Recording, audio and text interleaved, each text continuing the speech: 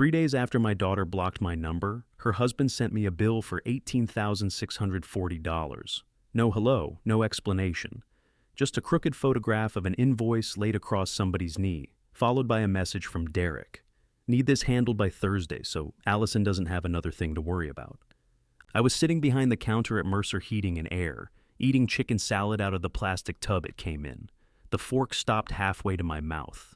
I called Allison anyway. One ring, then voicemail. I tried again from the shop phone. She answered that time. Hello? It was the first word I'd heard from my daughter in 3 days. Allison. The line went quiet, not dead, quiet. I could hear traffic on her end and the faint clicking of her turn signal. Then she hung up. A second later, Derek's invoice was still glowing in my hand. At the bottom, beneath the total, somebody had typed, "Payment responsibility, Ray Mercer." I had never seen the document before. What I did next was the part I would later have the hardest time explaining. I paid half. 6 weeks earlier, I had been standing on a ladder inside Allison and Derek's unfinished wellness studio, while Derek held the ladder with one hand and filmed me with the other. "Could you not do that?" I asked. "I'm documenting the build. You're documenting the back of my pants. That's authentic content. Then your content needs a belt." Derek laughed and lowered his phone, although I could still see the camera running. He was 39, built like a man who bought expensive gym memberships and used them just enough to look good in the golf shirts. He had a wide, handsome face, a trimmed beard, and the kind of smile that made restaurant servers forgive him for sending things back. Allison came through the front door carrying 3 coffees in a cardboard tray. The door did not close behind her because the frame was still out of square. It drifted open again with a long wooden sigh. "Dad, please tell me you're not insulting my investor." "He invested?" Derek put a hand to his chest. "Emotionally? He's overextended." Allison passed me a black coffee. She knew I didn't put anything in it, although for my 65th birthday, she had given me a mug that said, "Emotionally unavailable."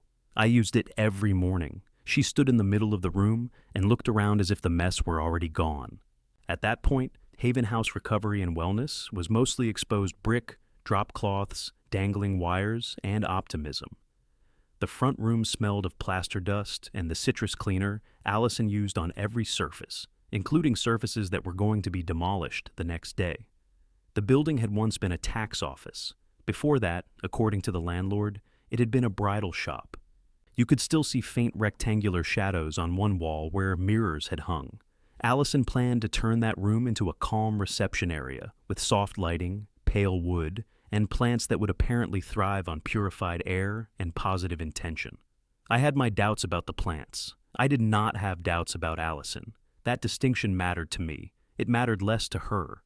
"Tell me this isn't starting to look real," she said. "It's looking expensive."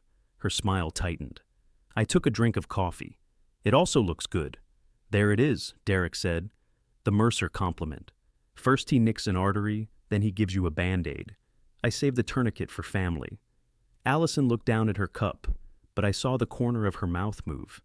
Getting a laugh out of her had become harder in the past year, especially when Derek was around. Not because he forbade it, because she had begun listening to every conversation for signs that one of us was disrespecting the other. I climbed down and pressed my palm against the new supply vent.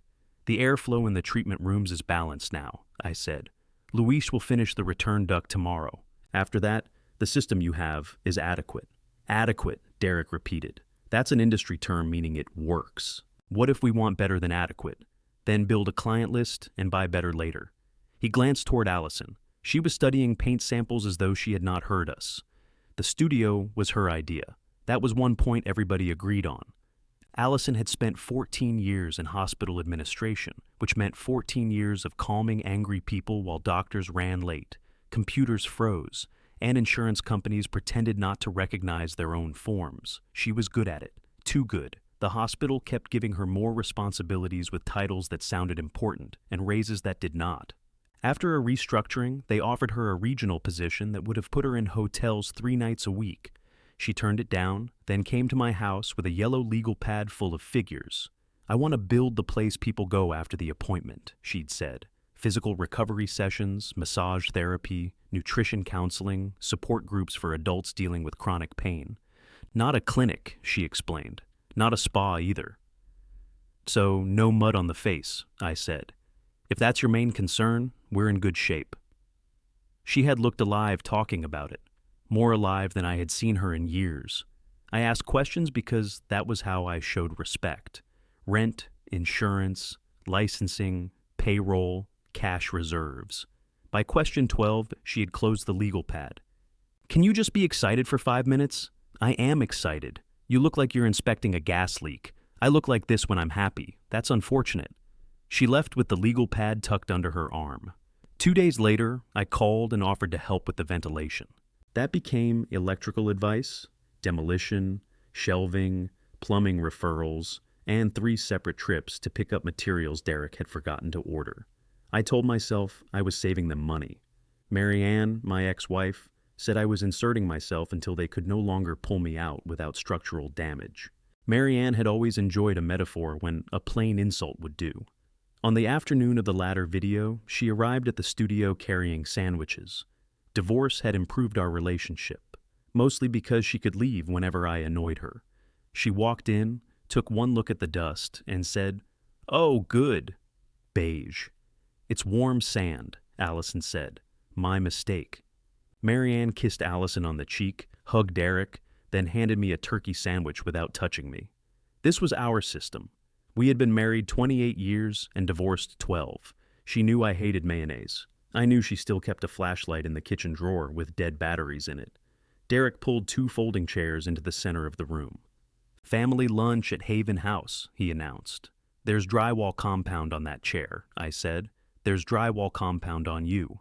We ate around an upside-down bucket Allison used as a table. For a few minutes, things felt easy. Derek did an imitation of their landlord, saying historic character every time they found something broken.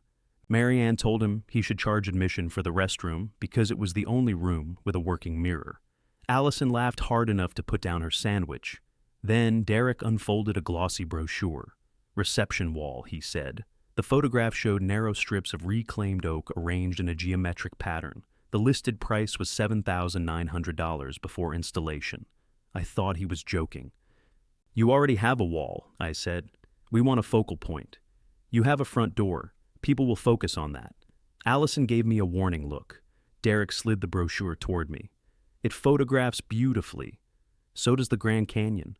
You don't need one behind the desk." "The visual identity matters," Allison said.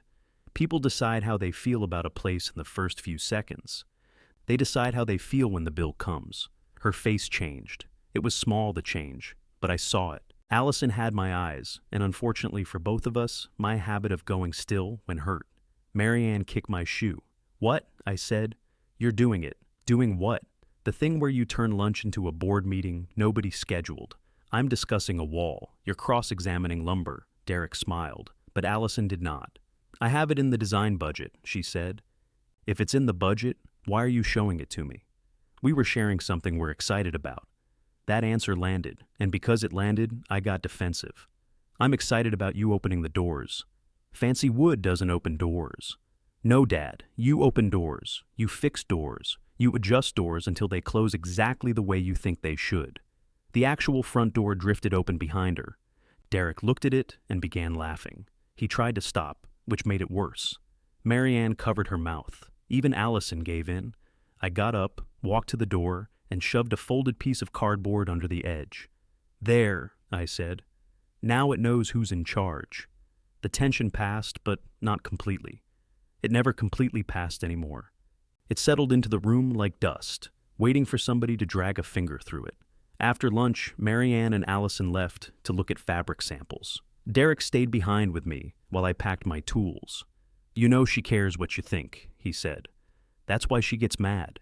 She gets mad because you never just say you're proud of her."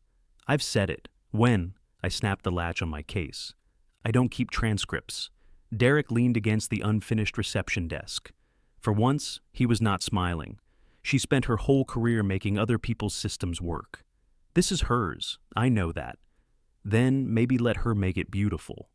With money she doesn't have? His jaw shifted. "We'll have it." That phrase has buried a lot of people. And that right there is what she hears. Not concern, a forecast. I looked at him. Derek could be careless, but he was not stupid. That was one of the things I disliked about him. If he had been stupid, Allison's marriage would have been easier for me to dismiss. He picked up the reclaimed wood brochure and tapped it against his palm. I'm going to make this work, Ray. Good. You could say you believe me. I believe you want it to work. He laughed once, without humor. Mercer compliment. I left before I said something Allison would hear about in a version I did not recognize. Back at the shop, Luis was closing up. He had worked for me 19 years and had reached the stage where he ignored most instructions until I improved them. How's the palace? He asked. Warm sand. That bad? $7,000 wall. Luis whistled. Does it hold up the roof? It holds up a logo. He turned off the front lights. You helping her or trying to run it? I'm keeping her from getting robbed. That wasn't my question. I tossed my keys onto the counter harder than necessary. Luis raised both hands. Look, I'm going home. You can argue with the thermostat. The shop fell quiet after he left. I sat at the counter with the day's invoices, but I kept seeing Allison's face when I said, fancy wood. I took out my phone and typed, the place looks good. You've done a lot. I erased it. Then I typed, proud of you. That looked like something sent after surgery. I erased that too. Before I could settle on words that didn't embarrass me, an email notification appeared from a commercial equipment supplier we had used for years. Thank you for your order. I opened it. Custom high-efficiency air purification system. Haven House Recovery and Wellness. Total due, $18,640. The account name at the top was mine.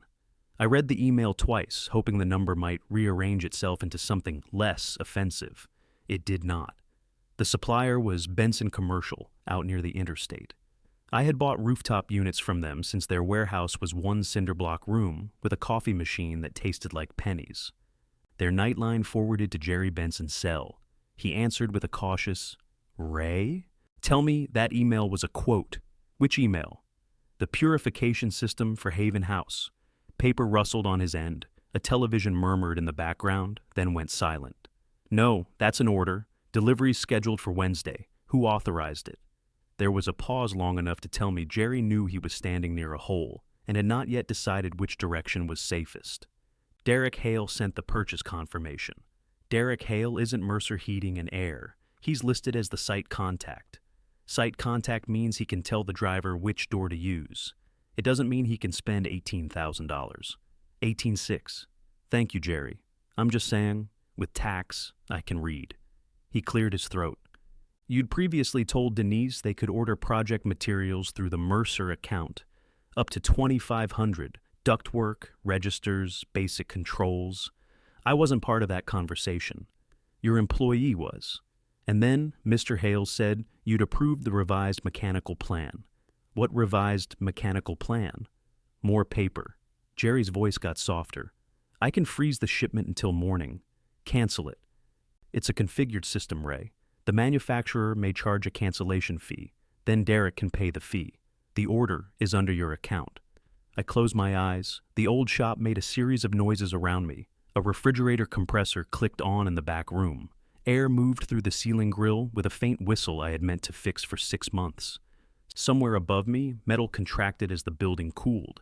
Freeze it, I said. Nobody delivers anything until they hear from me. I called Derek. He did not answer. I called again. Voicemail. I sent one text. At studio. Now. He responded before I had put on my jacket. Everything okay? I stared at those 2 words. You tell me. 3 dots appeared, vanished, appeared again. Can we talk tomorrow? Late dinner with potential partners. I typed, enjoy dinner, then deleted it because Marianne had spent 28 years telling me that politeness became menacing when I used punctuation. I drove to the studio. The lights were on behind the front windows. The new gold logo had been installed on the reclaimed oak wall, which meant that while I had been criticizing the brochure, somebody had already placed the order. Haven House curved over a simple outline of 2 hands. The wood was attractive. That irritated me further. Through the glass, I saw Allison barefoot on the reception floor, touching up paint along the baseboard. Her hair was twisted on top of her head and held in place with a pencil. Music played from a speaker on the desk. She was singing badly and with confidence. For a second, I stayed outside. It had been years since I had watched my daughter without her knowing, not in a strange way. just in the way parents sometimes catch sight of the person their child is when nobody is asking anything of them. She looked tired and happy. There was paint on the side of her foot. Then Derek came out of the hallway carrying 2 glasses of wine. He handed one to her and kissed the top of her head. I knocked harder than necessary. Allison jumped. Derek saw me and stopped moving. He said something I could not hear. Allison looked toward the door, and whatever ease had been in her face disappeared before she opened it. "What happened?" she asked. "That's what I'd like to know." Derek set down both glasses. "Ray, I was going to call you tomorrow. I called you tonight. We're in the middle of— I can see what you're in the middle of." Allison glanced at the empty room. "Painting?" A bottle of wine beside open solvent. "It's water-based. I'm not here about the paint." Her eyes dropped to the tool case in my hand, though I had brought it out of habit, not because anything needed fixing. Derek moved behind the reception desk. "It's the air system." "You think?" "Allison, we should probably—" "No," I said. "Don't send her away before we discuss the thing you bought for her business in my name." Allison put her brush across the top of the paint can. "What does that mean?" Derek rubbed his beard. "I told you we were upgrading the filtration. You told me you were looking at options. We chose one." "You chose one," I said. "I said the existing system was enough for a tax office, not enough for a wellness facility. Air doesn't know whether it's doing taxes." Allison gave me a tired look. "Dad. The current system gives you proper circulation, humidity control, and code-compliant filtration. This new unit gives you a touchscreen the size of a television and a brochure full of people meditating. It also has hospital-grade purification," Derek said. "No, it has language that makes people think it has hospital-grade purification." He reached beneath the desk and brought out a folder. He had prepared for this. That bothered me almost as much as the order. "We ran numbers," he said. "Did any of the numbers belong to you?" Allison's shoulders dropped. "Can we not start there? Where would you like to start?" "With you not treating us like thieves." "I didn't call you a thief. You came in here after hours and accused my husband of buying something in your name." "He did." "I thought you knew," she said. That stopped me. Derek's face changed by half an inch. I looked at him. "You told her I approved it. I said you'd help us make it work. That is not the same sentence." "Dad, we talked about upgrading. You and I talked about not upgrading." "No, you announced that we weren't upgrading." There wasn't much of a conversation. Derek opened the folder on the desk. Inside were projections, equipment specifications, and a financing worksheet with handwritten notes in his square printing. "We can repay it over the first 6 months," he said. "The opening packages are selling ahead of target. Then order it in your name and repay it now. We don't get your contractor pricing, so you use my account for the discount." "We used your account because you're helping with the mechanical build. I was helping. Past tense is close enough to touch." Allison folded her arms. "That's what this is really about." "What do you think it's about?" "You said you wanted to help me." "I did. As long as every decision went through you." "That's not true. The floors were too light. The reception desk was too high. The website cost too much. The sign should have been smaller. The wall was ridiculous." "I didn't say ridiculous. You compared it to the Grand Canyon." "I like the Grand Canyon." Derek looked away. He had the decency not to smile. I set my tool case beside the door. "The wall is your decision. Your website is your decision.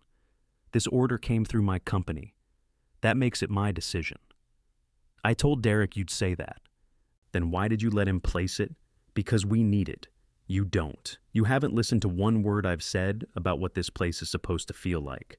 I spent 4 weekends building what this place is supposed to feel like." "Exactly."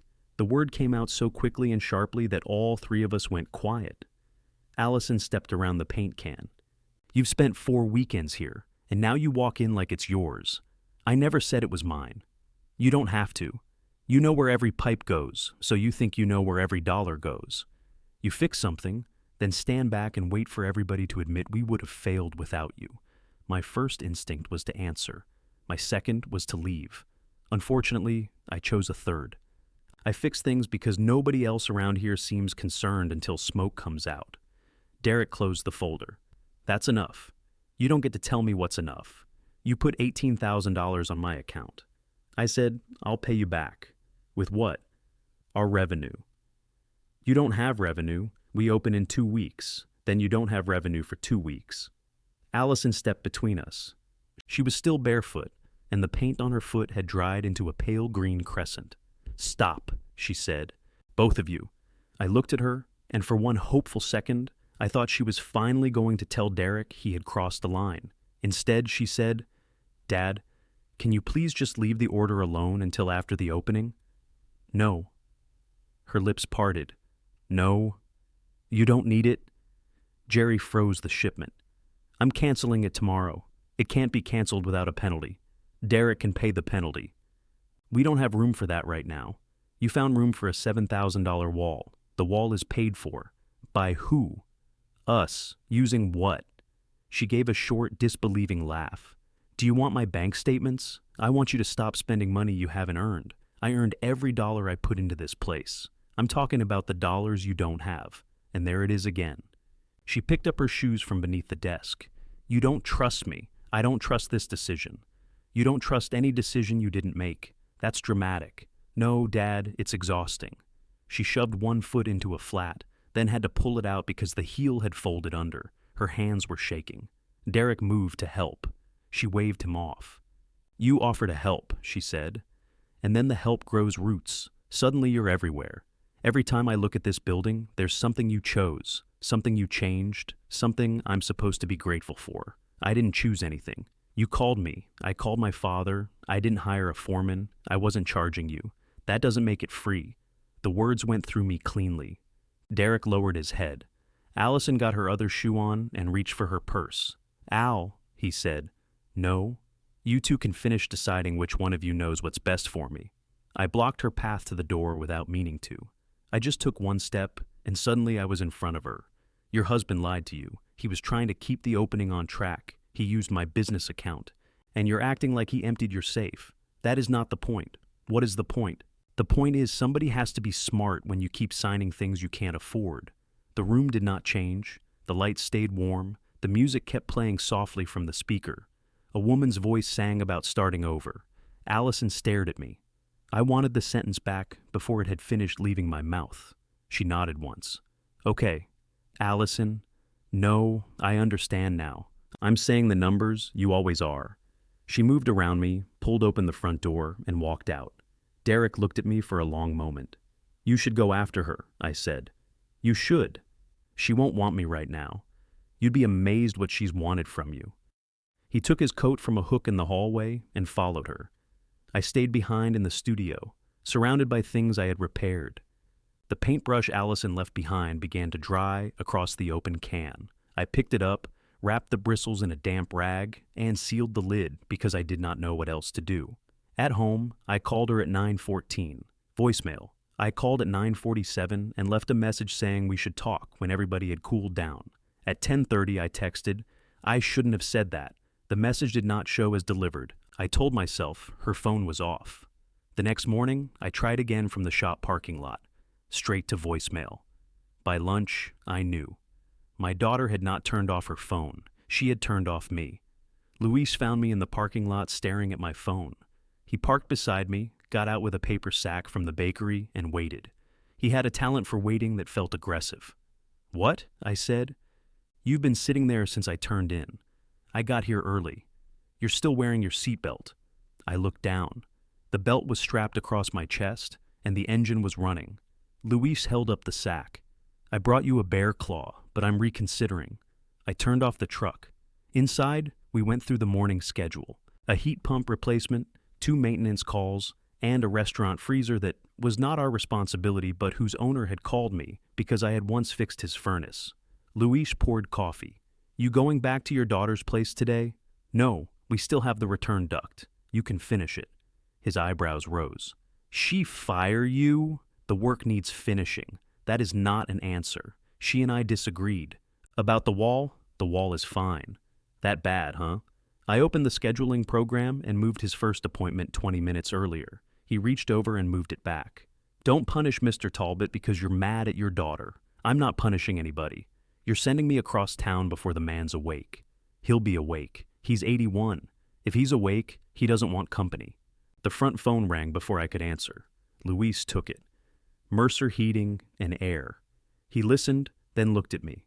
Yeah, he's right here. He held out the receiver. Who is it? His expression told me he had already figured out more than I wanted him to. Your disagreement. I took the phone. Derek said, "We need to talk about the shipment." We talked. You talked. I stood there. That's generally what happens when someone orders $18,000 of equipment without permission. Can we please keep this practical? I am being practical. The manufacturer won't take it back without 40%. Jerry called me this morning. He should not be calling you. I'm the site contact. You like that phrase when you signed the order. Derek exhaled. Behind him, I heard a car door close. Allison isn't coming to the studio today. That her decision? She's upset. I know. She barely slept. I knew what he was doing. It still worked. Put her on. She doesn't want to talk. Then why are you telling me she didn't sleep? Because you're her father. Apparently not by phone. He went quiet. I looked through the glass wall of my office. Luis was pretending to organize filters while listening with his whole body. Derek lowered his voice. Let the system come. We'll pay the balance out of opening revenue. No? Then help with the cancellation fee. You ordered it. For her. You ordered it for a business you own half of. Ray, I'll talk to Jerry. What does that mean? It means I'll talk to Jerry. Can you give me an answer by Thursday? I just did. I hung up. Luis stood in the doorway. You want the bear claw now? I want employees who mind their business. I've got one of those. He starts next week. I sent him to Haven House with strict instructions to finish only the return duct we had already installed. No extras, no additions, no accepting requests from Derek. You understand? I said. I understand you want me to complete a job without being useful. If you see Allison, tell her. He waited. I had nothing that could be delivered through a 60-year-old man carrying sheet metal. Tell her the airflow will be balanced, romantic. Just go. I called Jerry and learned the system had been built to specifications Derek sent. The cancellation fee was real. The account authorization was messy enough that Jerry offered to split the pain, then spent 5 minutes reminding me how long our companies had done business together. People only mentioned the length of a relationship when they wanted you to absorb damage on its behalf. I froze the order through Thursday. That was as far as I could get without turning a family argument into a commercial dispute. I had no appetite for that. I also did not want a crated air system sitting in Jerry's warehouse while two people I loved, or one person I loved and one person she loved, lost thousands of dollars to prove I was right. At 10:30, I called Allison again. At noon, I sent a message from the shop phone. This is Dad. I want to apologize for what I said. Call when you're ready. She did not answer that either. Marianne came by near closing, carrying the insulated casserole bag she used to transport food and judgment. I made too much lasagna. You've never made too much food in your life. That's true. I made this for you because Allison called me. I kept sorting receipts. What did she say? That you told her she wasn't smart. I did not say that. Marianne set the bag on my desk. What did you say? I said somebody had to be smart when they were signing bills they couldn't afford. She stared at me. In context, it was about the order. Oh, the context saves you. Derek used my account. I'm not defending Derek. He lied to both of us. I'm not defending Derek. He committed my company to $18,640. I'm still not defending Derek.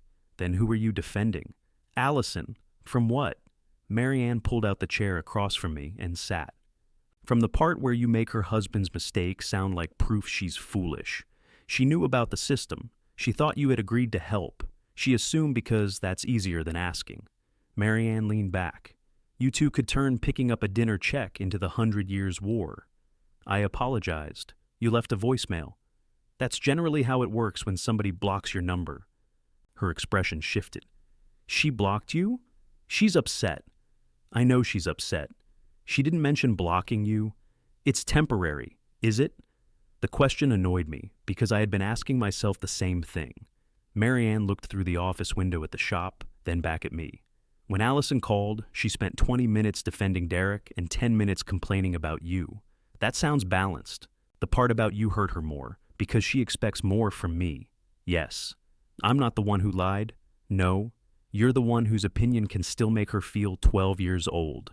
I stood and took the lasagna to the refrigerator. Behind me, Marianne said, That wasn't permission to walk away. I'm putting food away. You always find a task right when a conversation gets close to your skin. I closed the refrigerator harder than necessary. Do you want me to pay for the system? I want you to stop pretending the only choices are paying and abandoning her. What's the third choice? Talking.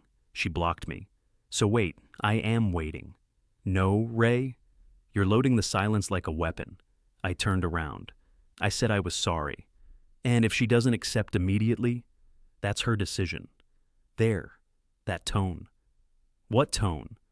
The one that says you've already started keeping score. She stood, came around the desk, and kissed my cheek. It was not affectionate so much as preventative maintenance. Eat the lasagna, she said. Don't call her 12 times. I haven't called 12 times. How many? I did not answer. Eat the lasagna, she repeated. By Thursday afternoon, I had called twice more. That was when Derek's photograph arrived while I was eating chicken salad, and Allison answered the shop number just long enough to hear my voice. After she hung up, I sat with the invoice open on my phone. Derek had added a message beneath the one about Thursday. Cancellation costs almost as much as delivery. We can cover half after opening. I'm asking you not to make this harder on her. I called Jerry. Run $9,320 on my company card, I said. That's half. I'm familiar with division. What about the balance? Deliver the system. Derek pays the other half before it leaves your truck. Jerry hesitated. You sure? No. He waited for something more. That's all, Jerry. The payment confirmation came through 10 minutes later. I forwarded it to Derek with one line.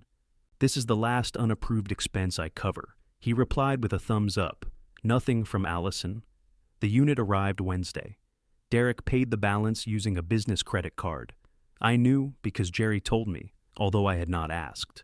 Luis installed it with one of Benson's technicians while I handled service calls on the other side of town. When Luis returned, he put Allison's paintbrush on my desk. She left this out, he said. The damp rag I had wrapped around the bristles had dried stiff. Why'd you bring it here? You wrapped it in one of our shop towels. I was protecting the brush. You own 400 shop towels. That doesn't make them free. Luis sat in the chair Marianne had used. She was there. I looked down at an invoice. I didn't ask. She asked if you sent me. I did send you. She meant instead of coming yourself. What did you say? I said, I'm better looking. Despite myself, I laughed. Luis smiled, then turned serious. She looks tired. Openings in 9 days. She said the new system is great. It's unnecessary. She said you'd say that too. I picked dried paint from the metal band around the brush. Did she say anything else? No. He stood, but he did not leave. What? Derek asked if we could look at the thermostat in the back treatment room.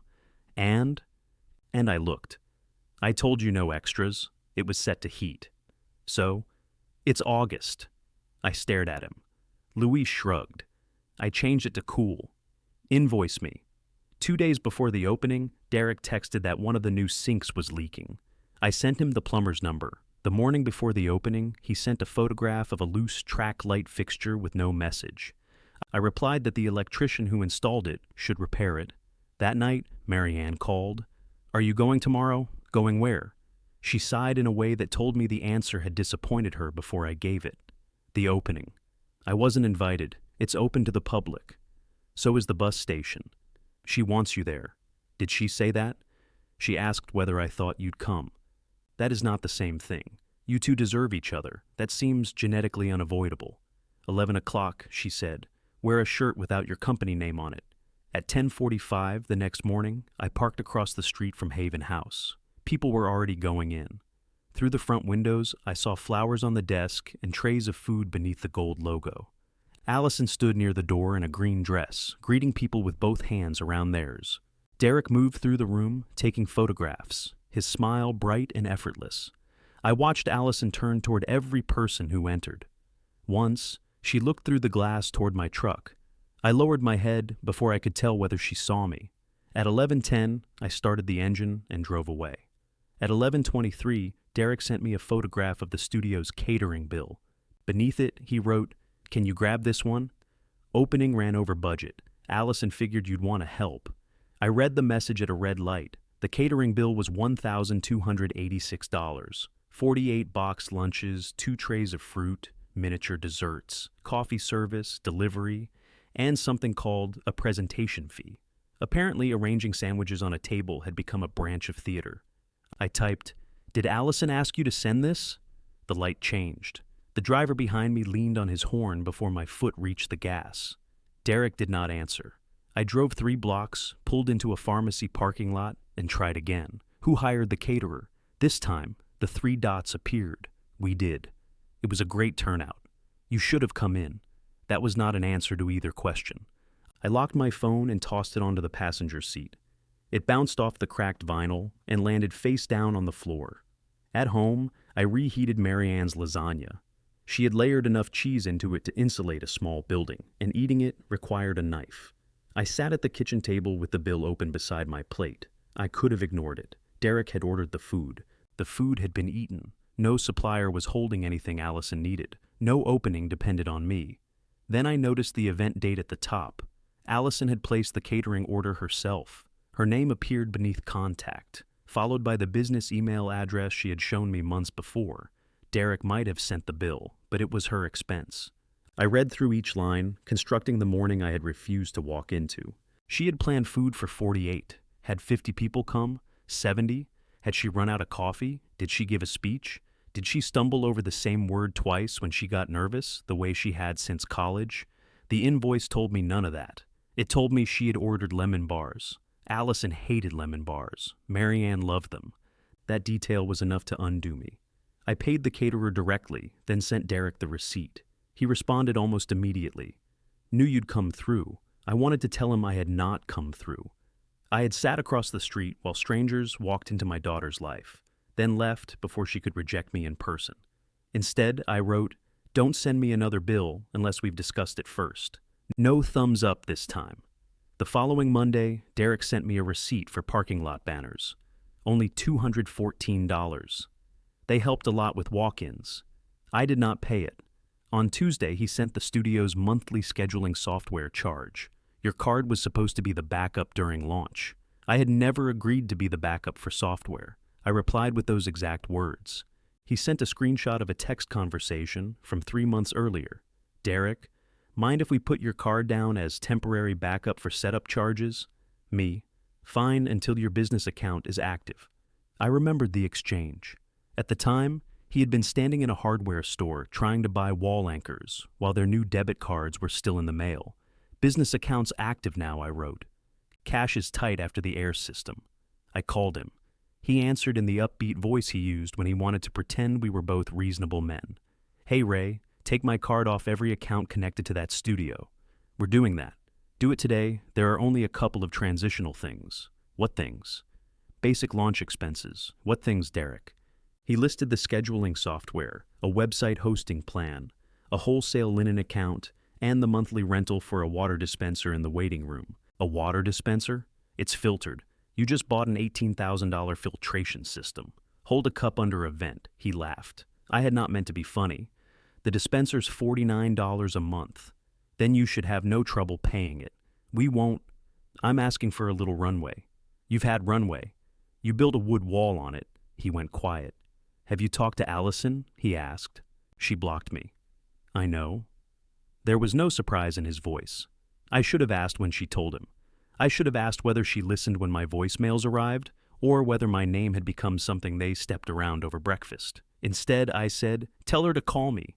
That has to be her choice. But sending me bills is yours? We're trying to keep personal stuff separate from the studio." I nearly admired the sentence. You're sending business expenses to her father because personal stuff is separate. You helped us get open. I helped with the building. You helped with whatever needed doing. I don't understand why you're drawing a hard line now. You understand exactly why. Because she stood up to you? My grip tightened around the phone. "Take my card off the accounts. I'll handle it. Today." "Got it." He hung up before I did. The software charge hit my card again the next month. I disputed nothing. I called Derek, listened to him apologize, and accepted his promise to reimburse me. Friday became Monday. On Monday, he sent a photograph of the studio's linen invoice, minus the deposit he said he had already paid. "We're short $640 until next week. Can you float it?" I paid the linen company and told myself it was temporary. Then I began telling myself other things. I was protecting Allison's credit. I was preventing stress during the most fragile stage of a new business. I was not rewarding silence. I was supporting work I had believed in before the argument. If she called tomorrow, I did not want our first conversation to be about how I had let a payment bounce out of spite. Every explanation sounded good, as long as I did not say it to Marianne. She found out anyway. I brought her empty casserole dish to her house one Sunday afternoon. She lived in a white bungalow, with blue shutters she had chosen, partly because I disliked decorative shutters. They did not cover the windows. They existed only to suggest usefulness. She met me at the door in gardening gloves. You could have left that at your house for another month. It's been 9 days. A personal best. I followed her through to the kitchen. Photographs from the Haven House opening were spread across the table. Marianne saw me looking and began stacking them too quickly. "Who prints pictures anymore?" I asked. "I do. Why?" "Because when my phone dies, my life doesn't vanish." She slid the stack into an envelope, but one photograph remained face down near the sugar bowl. "Was it good?" I asked. "The opening?" "No, the parking situation." She pulled off her gloves, finger by finger. "It was beautiful. Allison did a wonderful job." "How many people came?" "A lot." 48? "Why 48? No reason." Marianne studied me. "You paid for the catering." I looked toward the backyard. "Your hydrangeas are leaning. Don't change the subject to flowers. It insults both of us." The bill came to me. "Why?" Derek sent it. "Allison told him to. He said she figured I'd want to help." "That isn't what I asked?" "No." She pulled out a chair. "What else have you paid?" "Nothing substantial." "That's a number shaped like fog. It's handled. Is that why you were parked across the street?" I looked at her. "Allison saw your truck," Marianne said. "She saw me?" "She thought she did. By the time she got outside, you were gone." I turned over the photograph by the sugar bowl. Allison stood beneath the gold Haven House logo, holding oversized ceremonial scissors. Derek had one arm around her waist. Marianne was on her other side, laughing at something outside the frame. Between Marianne and Allison was an empty space wide enough for a person. "They took several," Marianne said quietly. "That one was before she asked where you were. I wasn't invited. She didn't know whether you'd come. She blocked my number, I'm aware. She can't close the door and then be hurt that I didn't walk through it." Marianne folded her gloves on the table. "Do you want to be right, or do you want your daughter back?" "That question is dishonest. It's simple. No, it isn't. If I show up after she blocks me, I'm controlling. If I stay away, I'm abandoning her. If I pay, I'm buying influence. If I don't pay, I never supported her dream." Marianne's expression softened, which made me wish I had stayed angry. "You're right," she said. "It isn't simple." I sat down. She pushed the photograph toward me. "But paying bills her husband sends isn't talking to her." "I know. Do you?" I looked at the empty space in the picture. My phone vibrated on the table. Derek had sent a receipt from an office supply store: printer toner, receipt paper, pens, file folders, and a small laminating machine. "Can you cover your share?" I almost laughed. Marianne held out her hand. "What?" "Give me the phone." "No." "Then tell me what he sent." "It's nothing." "Ray." I locked the screen and put the phone in my pocket. "He's asking for office supplies. Why are office supplies your share?" "I installed the ventilation. That sentence should embarrass you." "It does. Then stop." I picked up the photograph. "Can I keep this?" "That depends. Are you going to put it in a drawer and stare at it like a Victorian widower?" "I'm not a widower. You're not Victorian either. I was painting a picture. I'll put it on the refrigerator." "You don't own a magnet." "I own several. They're all for HVAC companies." I slipped the photograph into the casserole dish and carried it home. For 3 days, I did not pay the office supply receipt. Derek did not mention it. I felt absurdly proud of myself. Then he sent a picture of a plumber's invoice with a red past due stamp across the top. "Sink repair. Need this today, or they won't come back." I called the plumbing company. The owner told me the balance was for the leak Derek had texted me about before the opening. Their technician had repaired it that afternoon. Nobody had refused future service. The bill was only 4 days late. I paid it anyway. The owner thanked me and changed the customer contact to my name without asking. I called back and made him change it to Allison's. That night, I taped the opening photograph to my refrigerator with a magnet from Benson Commercial. I stood there longer than I care to admit, looking at the way Allison's hand rested over Derek's at her waist. The next bill came at 6:12 the following morning. Urgent, Derek wrote. Rooftop unit is making a grinding sound. First appointment's at 8. Please come. I replied with the number of another contractor. Derek called. If we bring somebody new in, they'll charge emergency rates. So will I. Fine, charge us. I should have said no. Instead, I was in my truck before the coffee finished brewing. The studio's front door was unlocked when I arrived. Derek stood in the hallway in gym clothes, holding 2 paper cups. He offered me one as if coffee could turn the visit into something ordinary. Where's the sound? I asked. Back treatment room. You said rooftop. You can hear it through the ceiling. I took my ladder from the truck and went up through the rear access hatch. The unit was not grinding. A loose access panel was vibrating against the housing. 2 turns of a screwdriver stopped it. 5 minutes. I climbed down angry at him, angrier at myself, and found Allison standing below the ladder. She was holding the linen invoice I had paid. Neither of us spoke. Then Derek came into the room, saw us, and smiled with visible relief. Great, he said. You two can talk. Allison looked at Derek, then at me. No, she said. Derek's smile held for another second. No, you don't want to talk. No, I don't want you arranging it. I wasn't arranging anything. He's here, you're here. He came to fix the unit. The panel, I said. The unit is fine. Neither of them acknowledged that. Derek picked up the second coffee from the counter and handed it to Allison. She did not take it. Okay, he said. I'm going to the bank. You said you went yesterday. I have to go back. For what? He glanced at me. Business. Allison took the coffee then, though it seemed less like accepting a drink than ending the exchange. Derek touched her elbow. She moved to the side before his hand settled. He gave me a look that contained apology, warning, and blame in proportions I could not separate.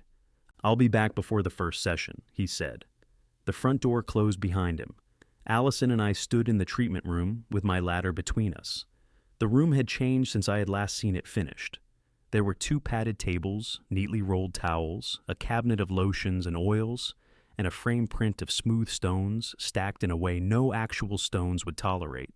The new air system hummed above us with expensive quiet. Allison still held the linen invoice. I paid that, I said. I know. Derek told you? He said you offered to cover it until next week. That isn't what happened. Her face closed. I'm not doing this. Doing what? Starting my day with a hearing. I'm asking you a question. You haven't asked one yet. She was right. I folded the ladder, which gave my hands somewhere to go. Did you tell him to send me that bill? She looked at the paper. I knew he was going to. That isn't what I asked. It's the answer I have.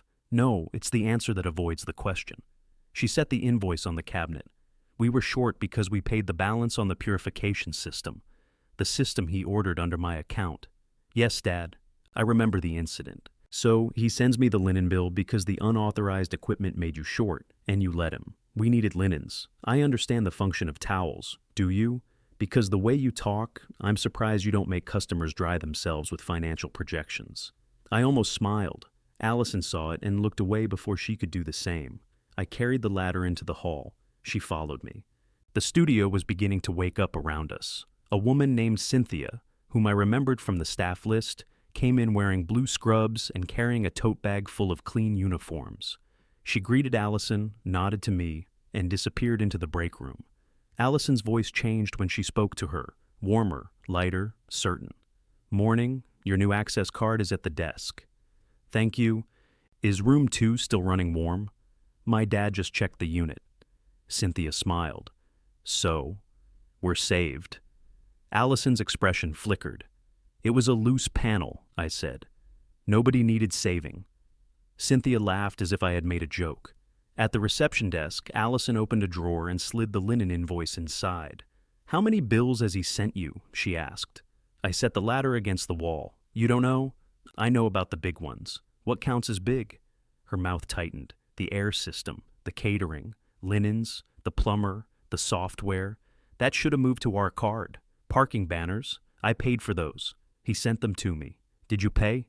No. Then he probably sent the receipt so you'd know what they cost. With the message, can you cover your share? She looked toward the front windows. What share, Allison? I don't know. Yes, you do. Fine. The share where you said you wanted to help me open this place, I did help. You keep saying that in the past tense, because I'm not going to fund operations indefinitely. Nobody asked you to. Your husband asks me every 3 days. He's trying to get us through the launch. With my wallet, he's trying to use every resource we have. I am not a resource. The words came out louder than I intended. Cynthia paused in the hallway, saw us, and retreated into the break room. Allison lowered her voice, then stopped paying. I stared at her. If every payment is going to become evidence, she said, stop. Evidence of what? That I'm using you? That Derek is using you? That we're reckless, stupid people who would be living under a bridge if you weren't here to inspect every receipt? I never said that. You don't have to say everything out loud. I called to apologize. You called 7 times. Because you wouldn't answer. That's what blocking means. I'm aware of the technical function. I needed you to stop talking at me. So you block me, but your husband keeps sending bills? She folded her arms. You want the ugly answer? I want one answer. I knew you'd pay.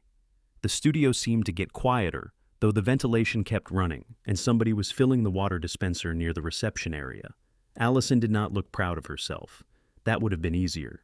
You always pay, she said.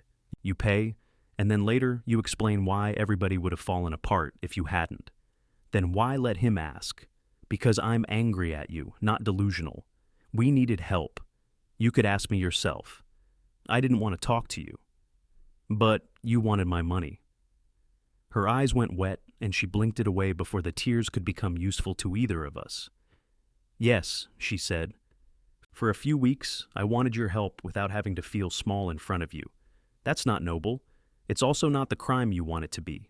I don't want it to be anything. You want to be the injured party so badly you can't stand that you injured me first. I bent to lift the ladder. You blocked me before I could explain.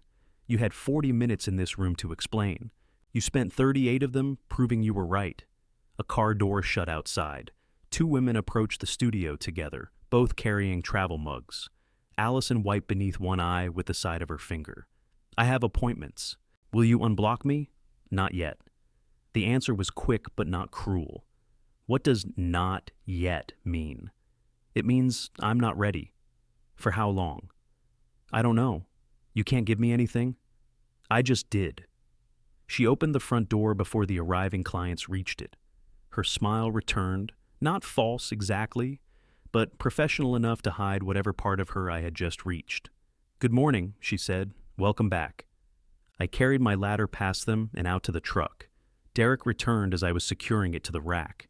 Everything okay? He asked. The panels tightened. I meant with Allison. You know it isn't. He shoved his hands into his pockets. She told you about the bills? She knows about some. I'm not hiding anything. You told her I offered to cover the linens. You did cover them, after you asked. That's generally how asking works. Don't get clever. I'm not trying to. He glanced through the front window. Allison was speaking to the women near the desk. We're close to stable, he said. The first month is always rough. Another 30 days, maybe 45. And these conversations go away. Which conversations? The small expenses, the back and forth. That's an interesting name for bills. I've kept every receipt. I didn't ask you to keep them. I asked you to stop sending them. His face hardened. You know, for someone who hates the way I ask, you seem to need to be asked. I stepped closer. What does that mean? It means you could have given Allison a fixed amount from the start. You could have said, here's what I can do. I believe in you. Instead, you make us come back each time so you can decide whether the thing is worthy. You ordered an air system behind my back, and you paid half, because canceling would have cost thousands. You always have a reason. He opened the studio door, then turned. So do we. I wanted to follow him inside and finish the argument. Instead, I got in my truck and drove to work. For the next 2 weeks, no bills came. The absence should have relieved me. It did not. Every time my phone vibrated, I looked too quickly. A supplier promotion, a weather alert, Marianne asking whether I still had her casserole dish. Luis sending a photograph of a corroded heat exchanger with the caption, your spirit animal. Nothing from Allison. I began checking Haven House's public page. Derek posted constantly. Allison arranging flowers at the reception desk. Cynthia demonstrating a shoulder stretch. A row of full water glasses beneath a caption about hydration. Clients' faces never appeared without permission, but Allison's did. She smiled in photographs more than she smiled in person. I knew it was advertising. I also resented the camera for receiving a version of her I did not. One evening, Derek posted a photograph of Allison locking the front door beneath a banner that read, 30 days open. Proud of this woman, he wrote, built from nothing. I stared at the words until nothing became personal. The next morning, a restaurant receipt arrived. 30-day celebration, Derek wrote. Great month. Thought you might want to be part of it. The receipt was for 4 people. 2 steaks, 1 salmon, 1 pasta, 3 cocktails, a bottle of wine, and chocolate cake. Allison had ordered the salmon. She always ordered salmon when somebody else was paying because she considered it too expensive to cook badly at home. I knew she would have given Derek the olives from her salad. I knew she would have taken 1 bite of chocolate cake and declared herself full, then eaten 3 more while talking. I did not know who the other 2 people were. I did not know what they had toasted. I did not know whether my name had come up. At the bottom of the receipt, Derek had circled the total and written by hand, your half, $192.40. I paid it before I opened the shop. When the receipt email arrived, I forwarded it to him. He sent back, Allison says thanks.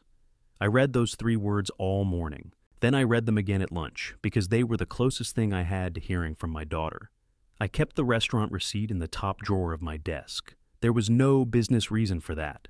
It was not a Mercer heating and air expense, and even if it had been, a forwarded email would have satisfied the accountant.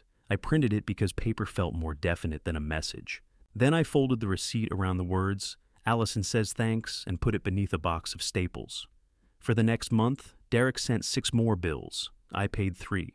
I covered a delivery charge for treatment tables they had already purchased, half a local magazine advertisement, and a replacement pump for the little fountain in the waiting room. I refused a set of embroidered robes, a second coffee machine, and a consultant Derek wanted to hire to improve their client journey. When I asked what the consultant actually did, Derek sent me a 12-page proposal. After reading it, I wrote, she moves furniture. Derek replied, that is reductive. I wrote, so is furniture. The refusals made me feel responsible. The payments made me feel worse. I began printing everything and putting it in a manila folder in the drawer. I wrote paid or declined at the top of each page along with the date. It was bookkeeping, I told myself. Luis saw the folder one afternoon when he came in looking for purchase orders. You doing taxes early? He asked. No. He lifted the page for the fountain pump. What's Haven House? You know what Haven House is. I know it's your daughter's studio. I'm asking why it bought a fountain from an HVAC company. Put that down. He did, which should have warned me he was about to say something worse. You keeping a file on her? I'm keeping receipts. Those are different words for the same thing if you're mad. I need to know what I've paid. You could look at your bank statement. I need detail. Luis nodded slowly. Of course you do. I closed the folder. We have actual work. We do. That's why I came in. He put an estimate on my desk for a replacement system at a dentist's office. The price was fair. The equipment choice was sensible. He had even included the electrical upgrade most people would miss. This labor number is light, I said. It's 2 days. It's 2.5. We can do it in 2. If nothing goes wrong, that's generally how estimates work.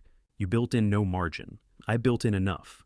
I took out a pencil and adjusted the figure. Luis watched. What? I asked. Nothing. You're standing there making a face. This is my face. That's my line. I've improved it. I pushed the estimate back. Use this number. The customer already approved mine. You sent it without showing me. You told me to handle the quote. I told you to prepare it. You said, handle the quote. That means prepare it. In what language? Business. He picked up the paper. You know what, Ray? Sometimes people don't misunderstand you. Sometimes you say a thing, they do the thing, and then you change what the thing meant because you don't like how they did it. This isn't about how you did it. You changed my number by $600 after the customer approved it. Then honor your price. I'm telling you for next time. There it is. What? The little pardon at the end. First I'm wrong, then you graciously allow the job to continue. I leaned back in my chair. Are we talking about a dentist's office? I am. You don't sound like it. Luis glanced at the closed drawer. Maybe neither do you. He walked out before I could remind him that I signed his checks. The reminder reached my mouth and stopped there, which was fortunate for both of us. That evening, Marianne called to discuss her birthday. She did not want a party. Marianne had announced she did not want to party every year since she was 40, then became offended when anybody believed her. I'm making dinner Saturday, I said. At my house, your oven works. You said it heated unevenly. It does, so fix it. It's electric. You fix things with electricity.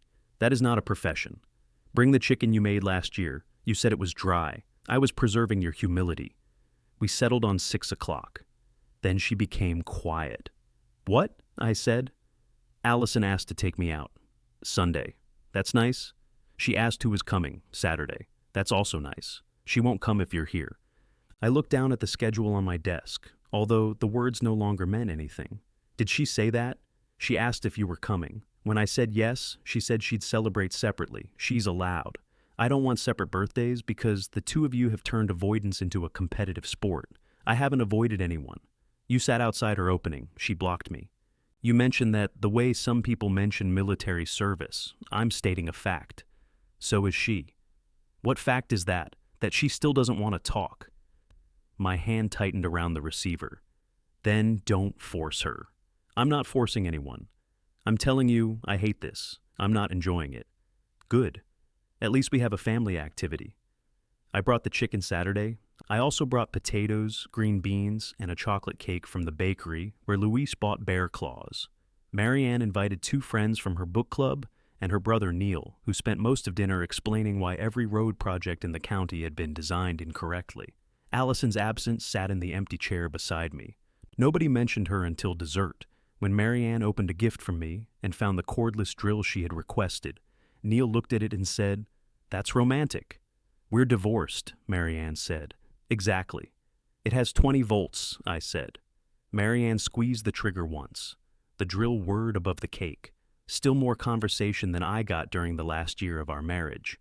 Her friends laughed. I did too, because the alternative would have required explaining several things. After they left, I stayed to wash dishes. Marianne dried. "Allison says the studio is doing better," she said. "I've seen." "How?" "Online." She put a plate in the cupboard. They filled both evening support groups. The recovery sessions are booking well. She sounds proud. She should. She also said they finally made it through a full month without taking help from anyone. The water ran over my hands. What? She said they're current. She was very specific about it because I asked if she needed anything. When did she say that? Thursday. I turned off the faucet. How much does she think I've paid? Marianne stopped drying. Ray. How much? I didn't ask for a number. Did she mention the magazine ad? No. The delivery charge, the fountain pump. What fountain? I dried my hands and reached for my phone. Marianne caught my wrist. Don't call him from my kitchen while you're angry. I'm not angry. Your neck is red. My neck is always red, not behind the ears. I pulled my hand away, but I did not call. Instead, I opened the message thread with Derek and scrolled. Your part. Can you grab this one? Allison figured you'd want to help. Allison says thanks. I had read her name so often that I had begun treating it as her voice. Marianne stood beside me. Did she know about these? She knew about some. Did she ask for them? She knew he was sending the linens. That's not what I asked. You sound like me. God help us both.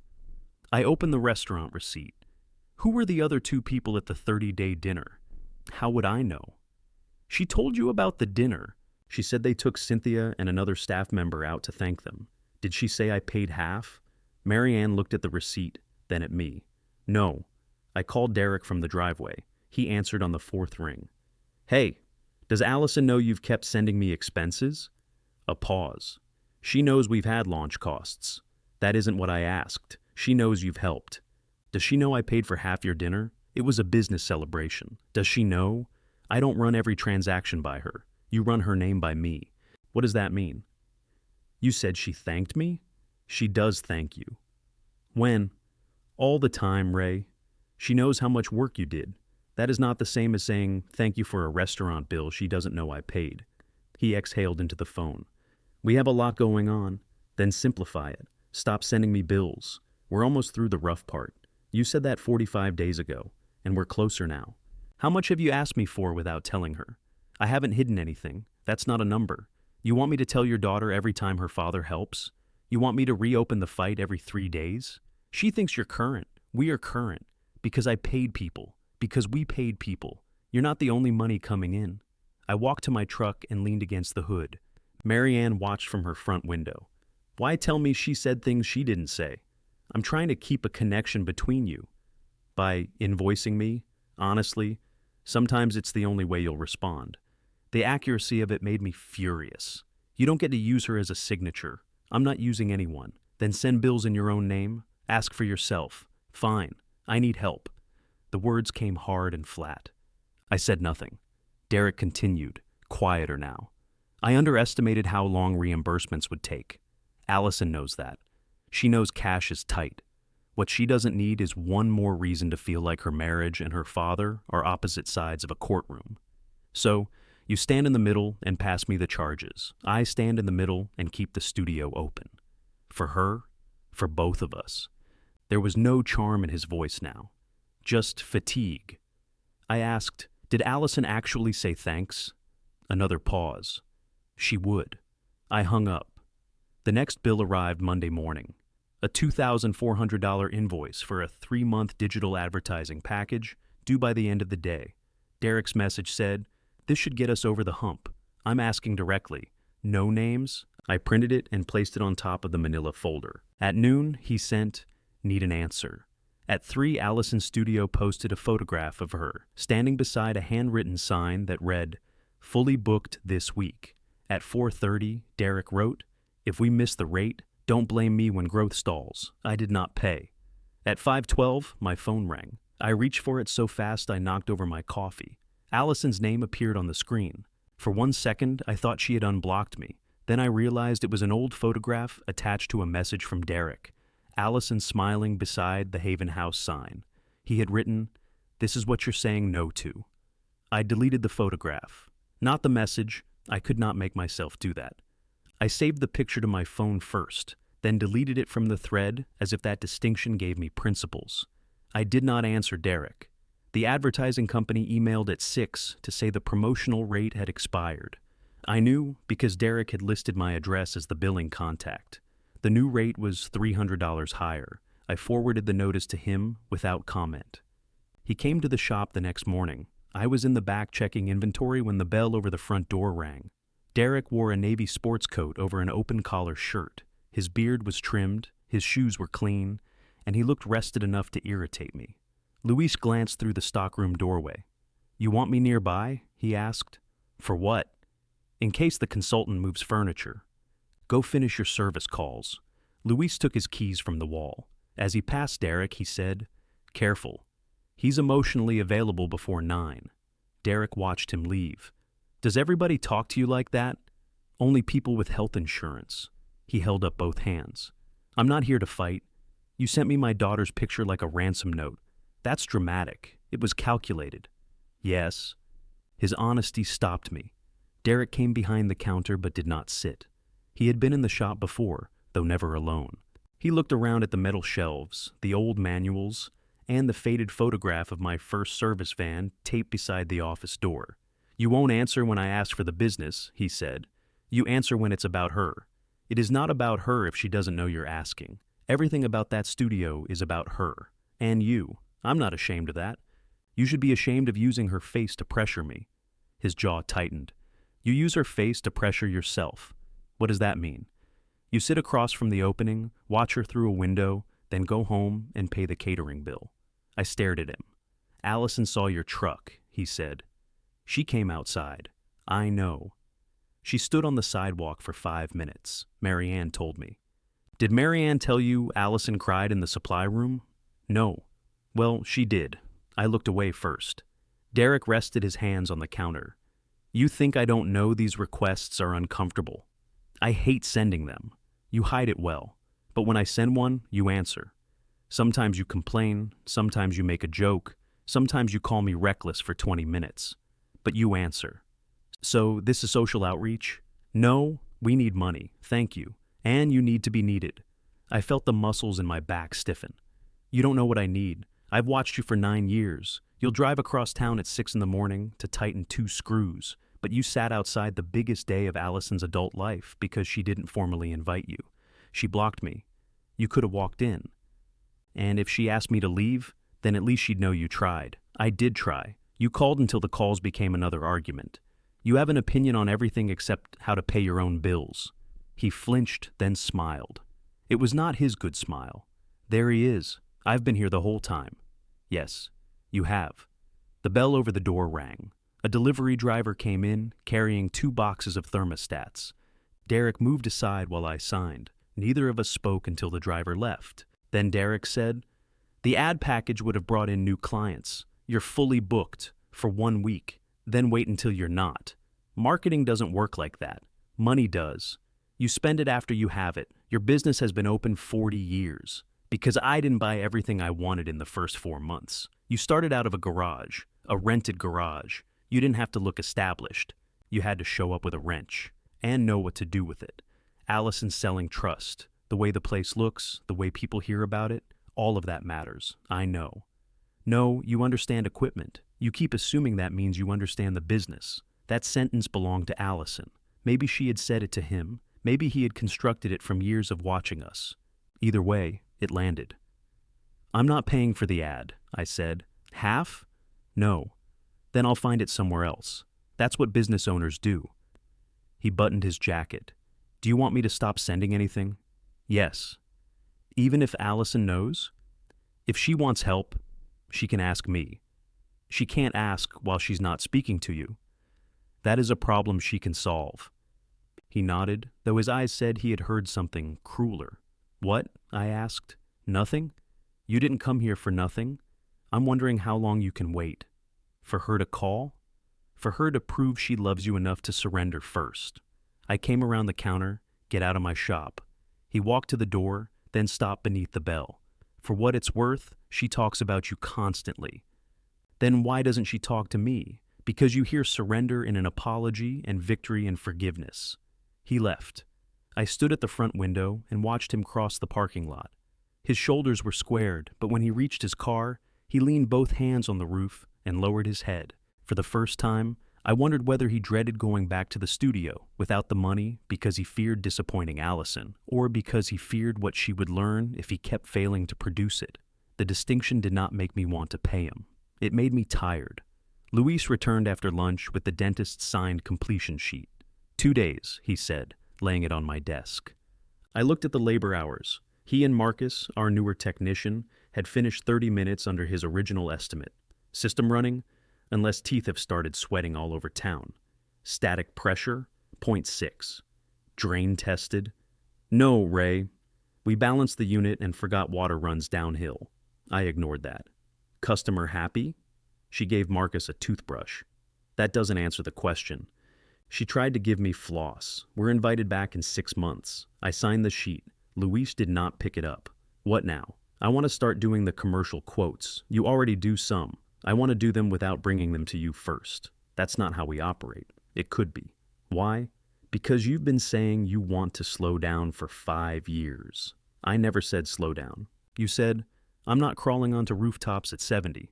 I'm 66. Exactly. Takes you 4 years to make a decision." I pushed the completion sheet toward him. "You did 1 job under estimate. I've done this for 19 years. Working for me. Working with you, I thought." The words hung between us. Luis sat down. "I'm not asking for your keys. I'm asking you to let me be responsible for something, without standing behind me with a pencil. I have a responsibility to the company, so do I. It's my name on the trucks. It's my back under half the equipment." I looked through the glass at the nearest van. Mercer Heating and Air ran across the side in blue letters.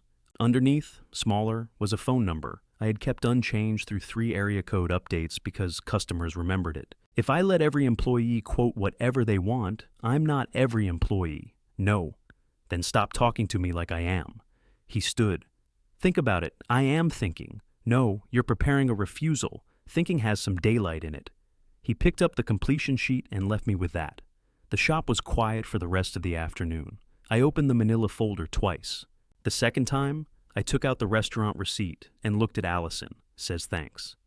I thought about Derek's face when he admitted he had chosen those words for her.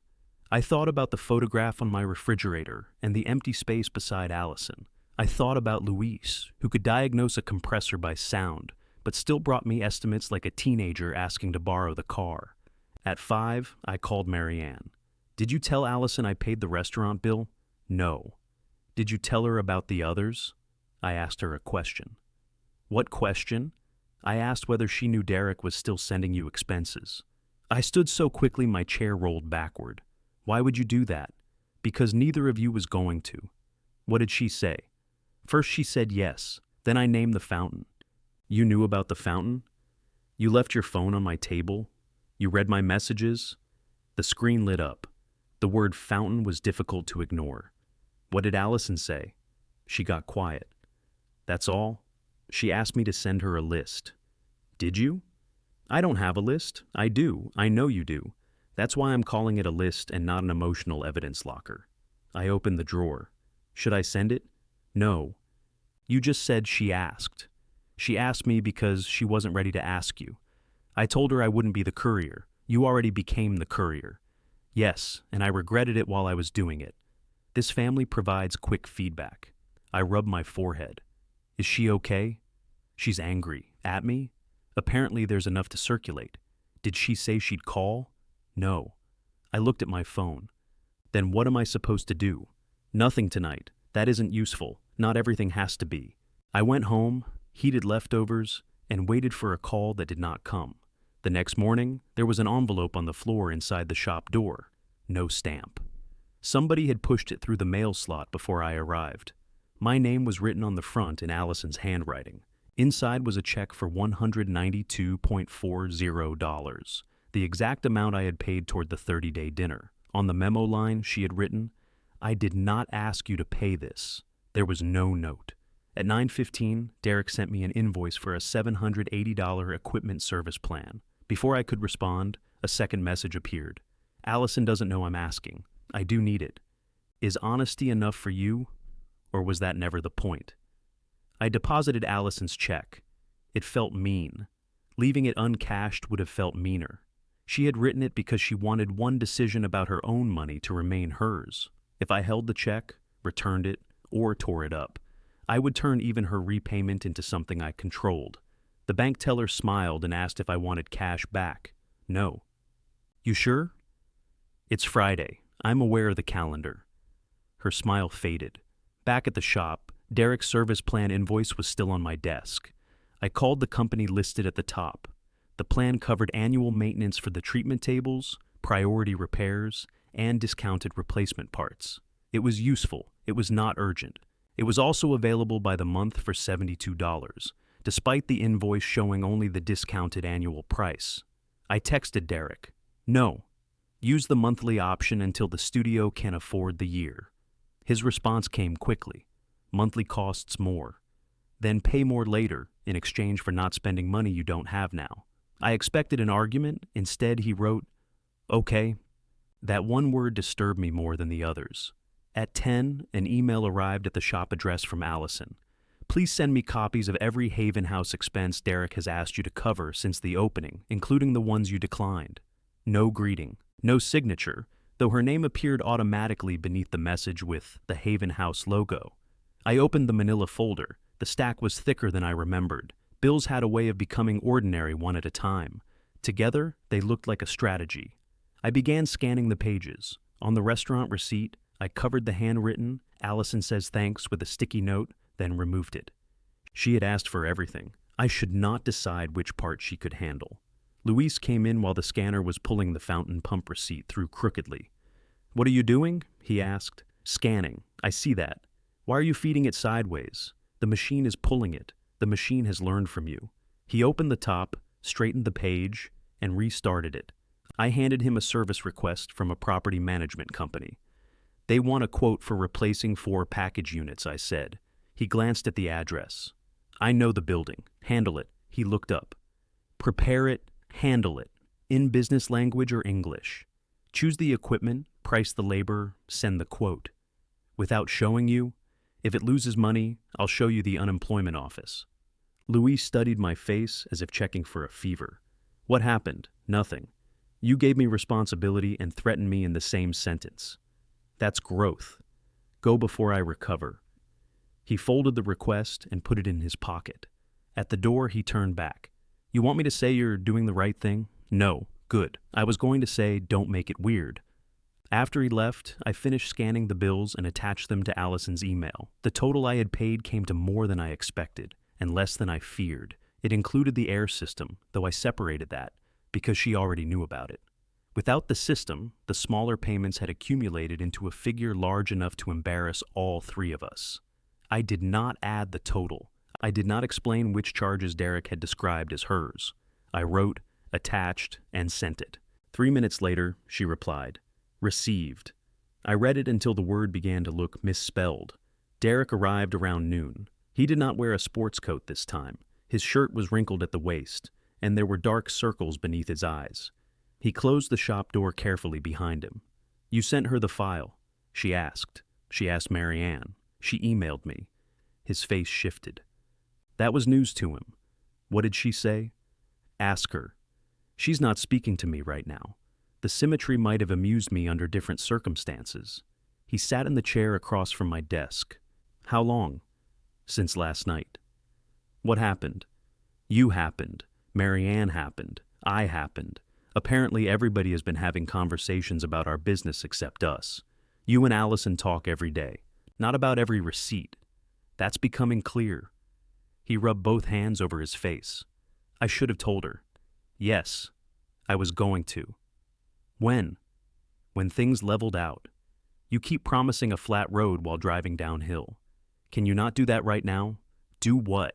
Turn every sentence into something that belongs on a workshop wall. I leaned back. Derek looked at the closed drawer where the folder had been. She thinks I hid debt from her. Did you? No. He answered too quickly, then corrected himself. Not debt. I delayed telling her about cash problems, and replaced them with my money, some of them.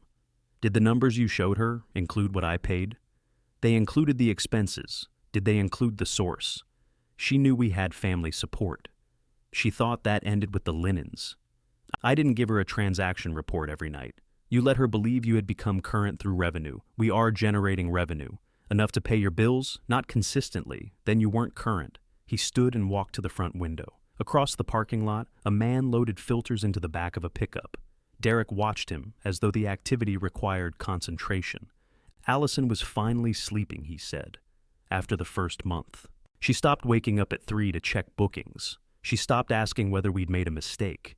Every time I covered a shortfall, she got one more day where the place felt like it was working.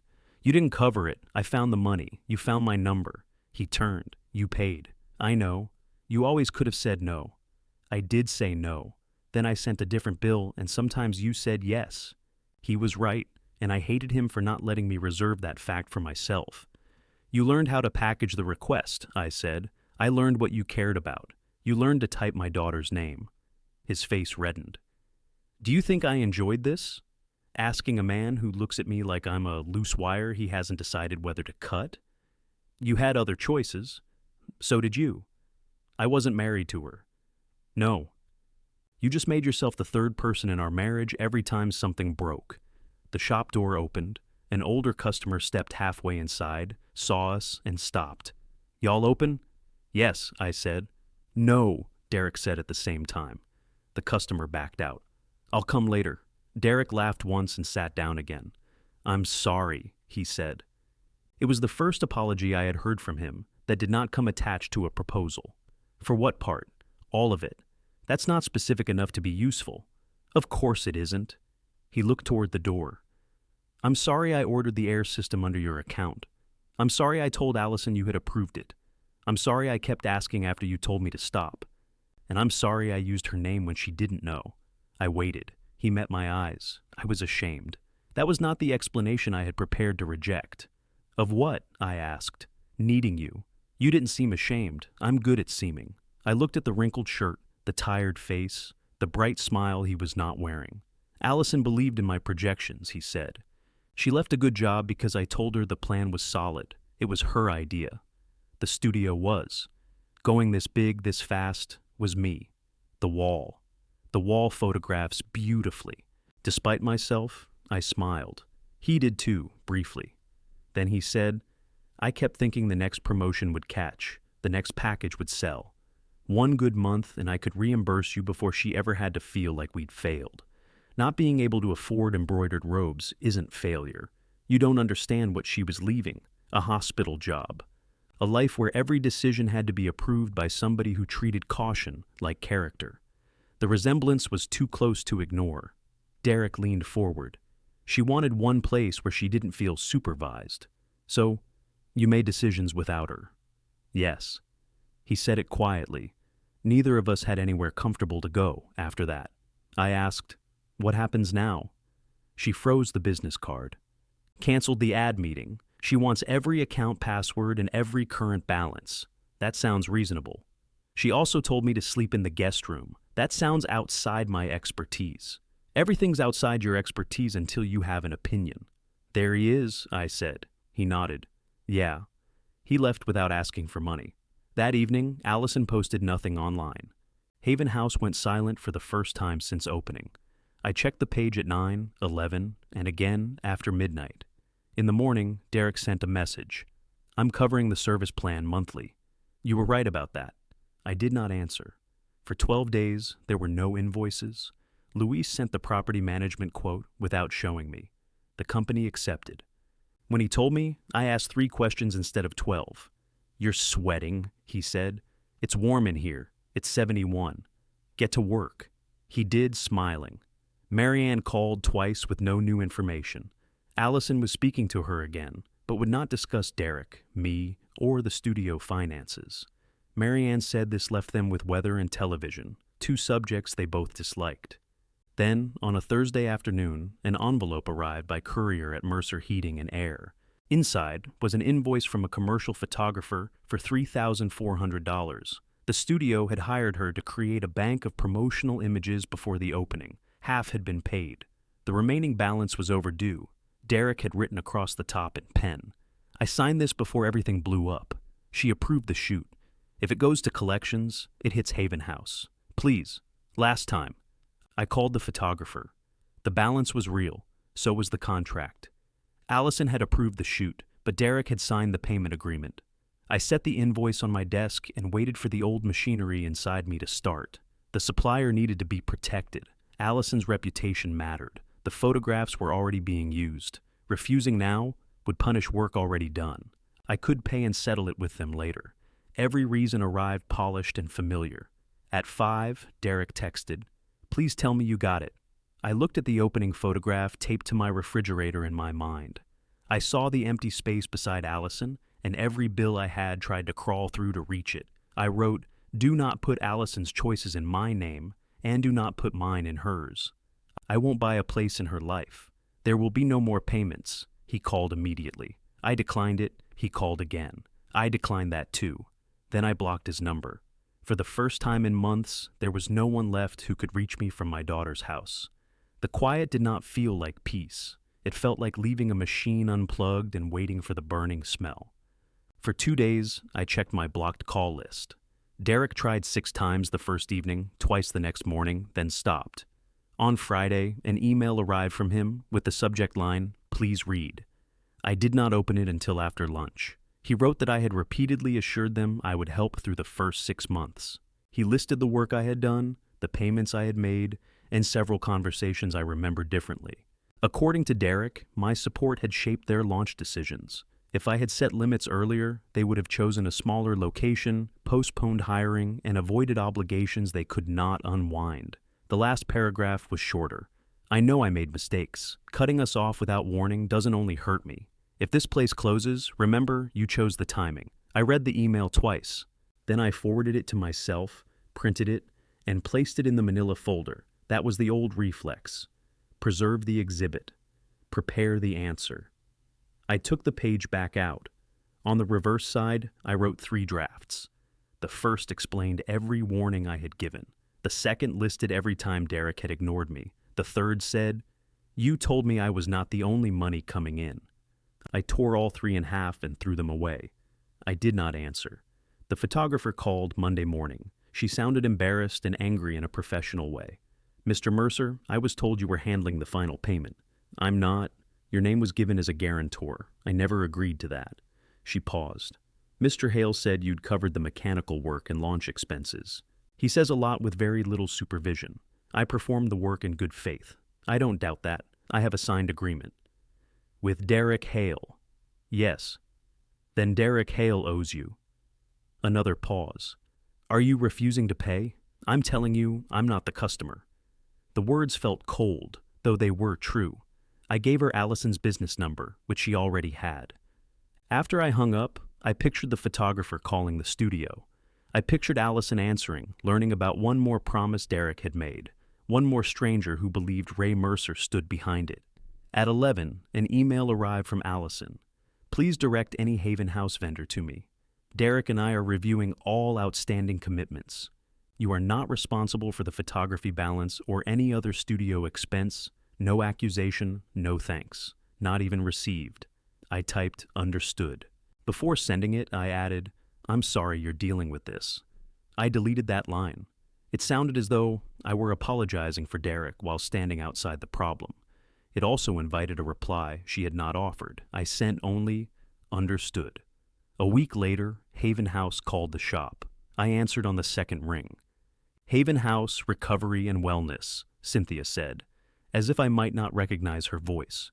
We have an error code on the air purification control. Mr. Benson said the original installer has to inspect it before they approve a warranty claim. Luis can be there at 2. There was a small pause. Will you be coming? No.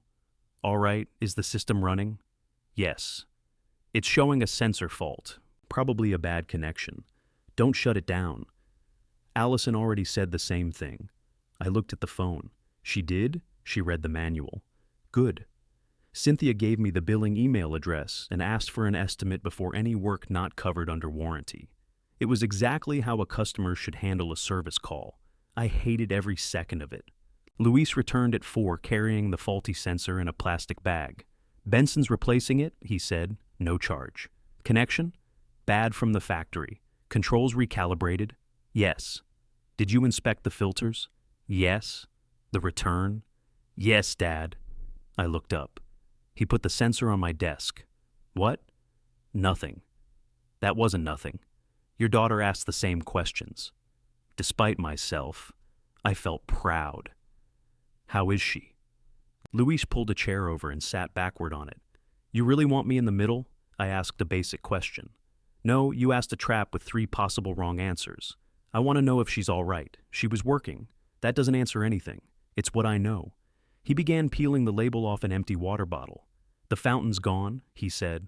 What fountain? The one you paid to fix. They sold it. Why? It was a fountain, Ray. It didn't testify. I waited. They cut some expenses, he continued. No more water service. No robes. The second treatment room is closed for now. Allison moved the desk in there. How do you know? I have eyes. Was Derek there? No. Did she say where he was? No. Did she ask about me? Luis looked at me for a long time. No. I nodded as if that was the answer I had expected. He reached into his shirt pocket and took out a folded check. This is for the service call. It was warranty. She paid our standard diagnostic fee. We don't charge diagnostic on equipment we installed. I told her. What did she say? She said Mercer Heating and Air did not sell them the unit. Benson did. And she wanted the account clear. I unfolded the check. Allison had signed it. Her handwriting leaned slightly to the right, just as it had on the check for dinner. The memo line read, Sensor Diagnostic. Void it, I said. Luis did not move. Void it. She said you do that. Then why bring it? Because she told me to. Since when do you follow instructions? When they're clear. I picked up a pen, then stopped. If I voided the check, Allison would see a gift. If I deposited it, she would see distance. There was no action that did not carry a message. Luis watched me struggle. Maybe it can just be a check, he said. It isn't. To her? To me. He nodded once. I deposited it. The account stayed quiet after that. No messages from Derek, no expenses from Allison. Haven House's public page resumed posting, but the photographs changed. Fewer polished promotional shots, more pictures taken on phones. Allison teaching Cynthia how to use a resistance band, a handwritten schedule, a tray of grocery store cookies beside a sign thanking clients for 3 months. Derek appeared in none of them. I told myself that meant he was behind the camera. Marianne called on Thursday. Neil is coming Sunday, she said. I'm making pot roast. He hates your pot roast. He hates seasoning. Same thing in your kitchen. Are you coming? I knew what she was really asking. Is Allison? Yes. With Derek? I don't know. Does she know you invited me? I told her I was inviting you. What did she say? That she would decide Sunday. I looked at the commercial quote Luis had left on my desk.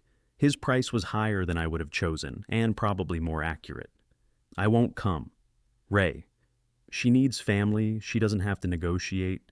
So do you. I have Luis. Luis is paid to tolerate you. Not enough, according to him. Marianne sighed. I'm not splitting the family forever. It's one dinner. It's never one dinner. She didn't come to your birthday because I was there, and I hated that. Then don't make her choose again. You're choosing for her. No, I'm choosing not to walk into a room where she doesn't want me. You don't know what she wants. She blocked me. There it was again. The fact I polished whenever I needed permission to stay still.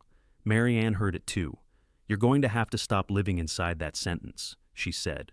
Sunday afternoon, I went to the shop. There was no work requiring me. I reorganized thermostats, cleaned the counter, and repaired the ceiling grill that had whistled since the night I discovered the air system order. The noise stopped after I replaced one bent clip. At 6, Luis pulled into the lot. I watched him get out carrying a paper bag and 2 drinks. What are you doing here? I asked when he came inside. I forgot my jacket. You're not wearing one. The one I forgot Friday. He walked into the back room, stayed there for an unconvincing amount of time, then returned without a jacket. He set the bag on the counter. Burger, he said. No onions? I ate. No, you didn't. How would you know? You've been here since 2. The trash can's empty? I opened the bag. You drive 20 minutes to monitor my garbage? My wife said you'd be here. Your wife is encouraging strange behavior. She met you. He sat on the customer side of the counter and unwrapped his own burger. For a while, we ate without talking. I checked my phone twice. Family dinner? He asked. Yes. You weren't invited? I was. Worse.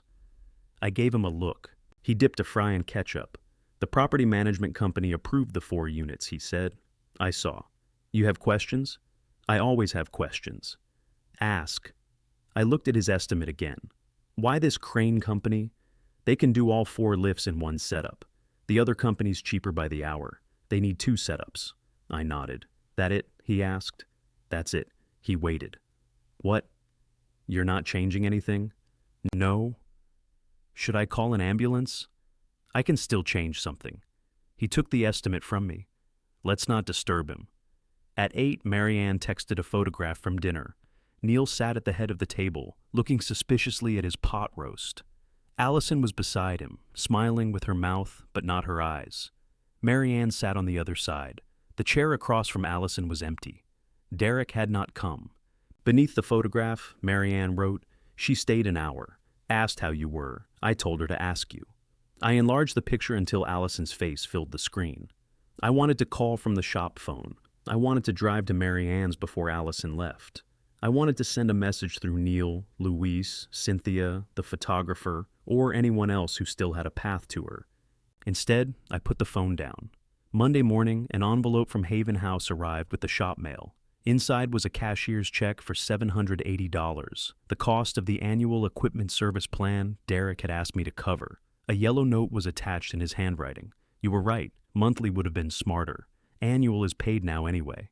Allison insisted we reimburse every request she knows about, including ones you declined. She sold one of the treatment tables.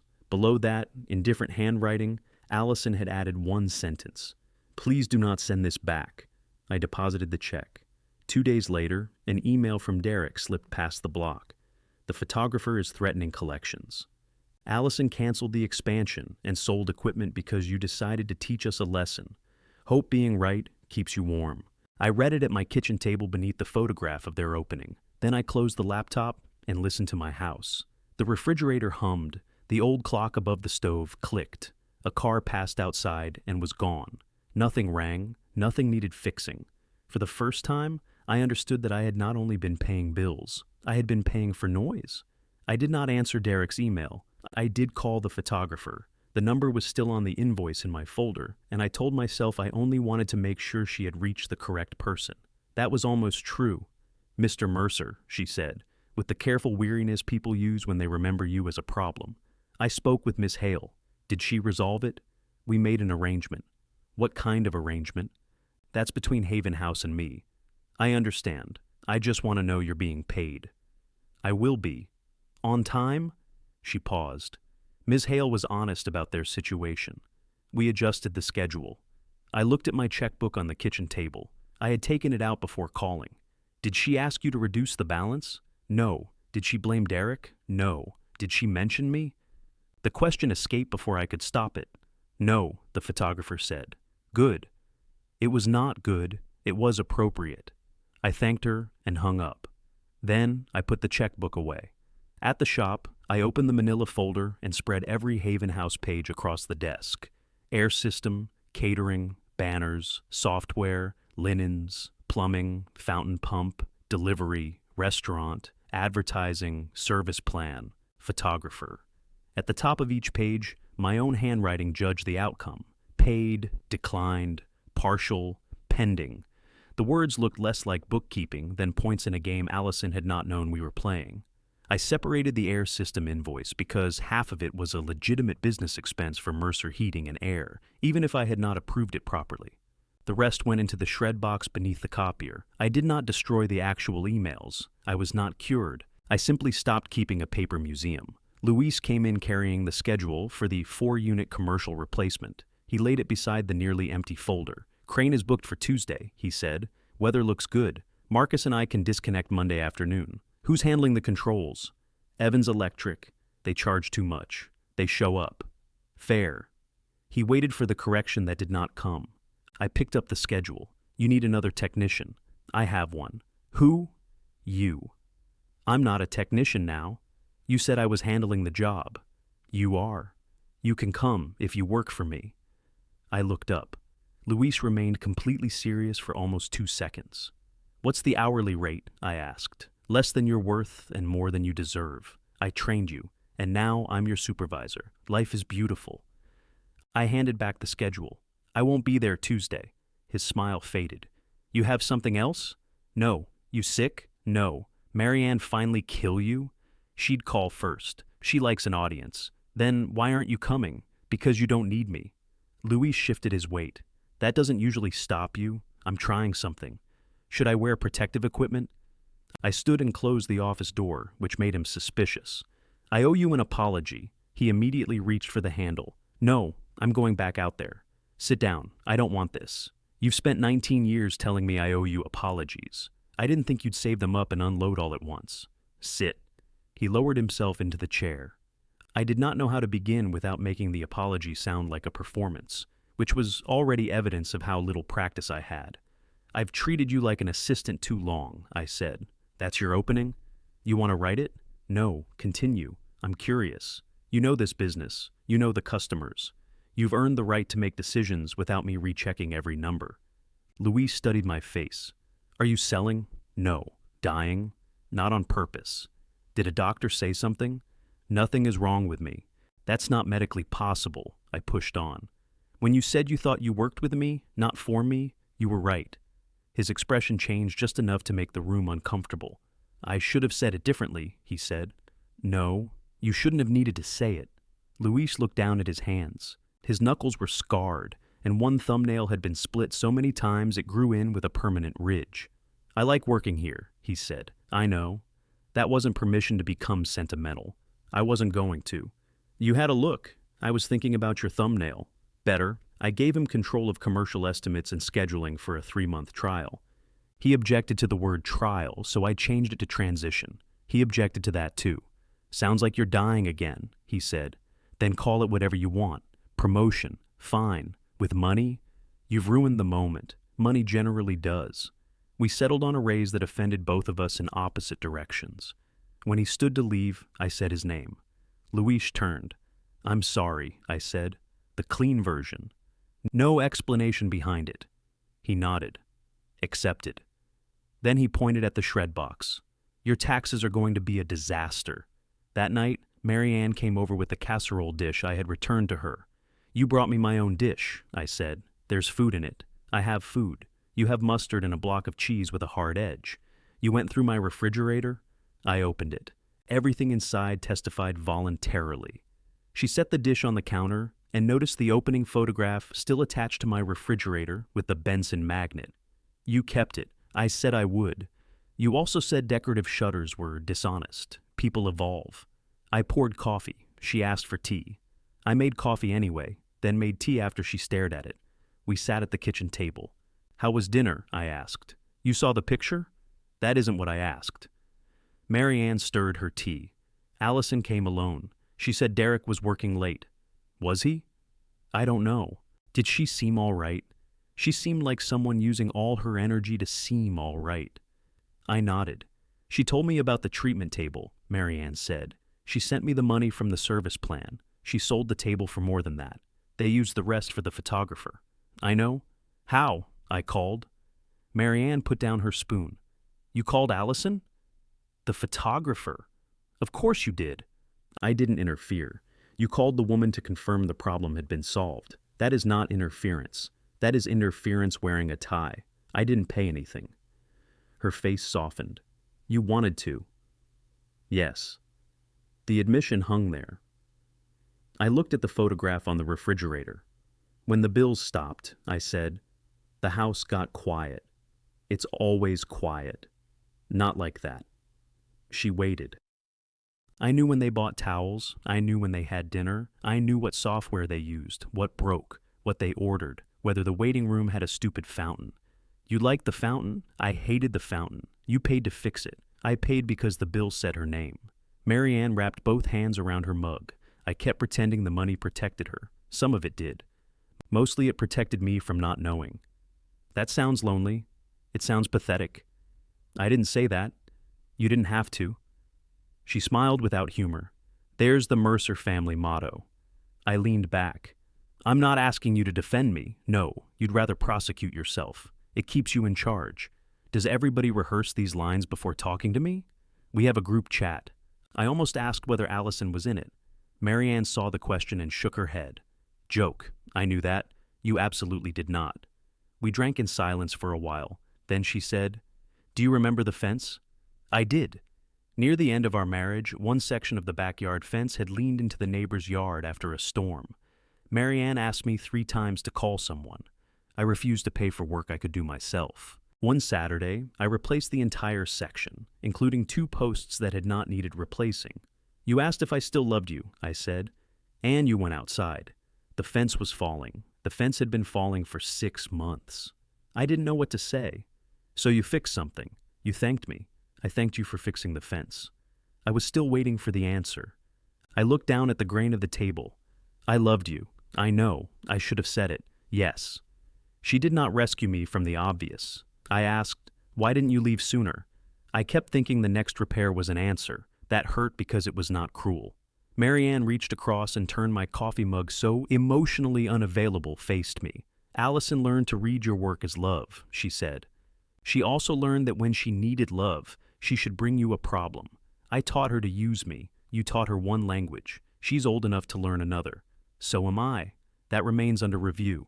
I told Mary Ann I wanted to write Allison a letter, then write one.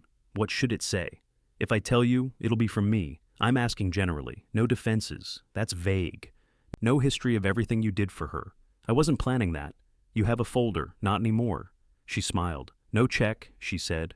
No offer to fix the studio. No deadline for answering. What if she never answers? Then the letter still has to be true. After Mary Ann left, I sat at the table with a legal pad. The first draft began. I'm sorry, but you need to understand. I tore it up. The second began.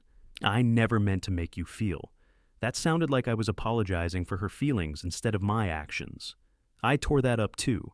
The third draft lasted 4 pages and included an explanation of the air system order.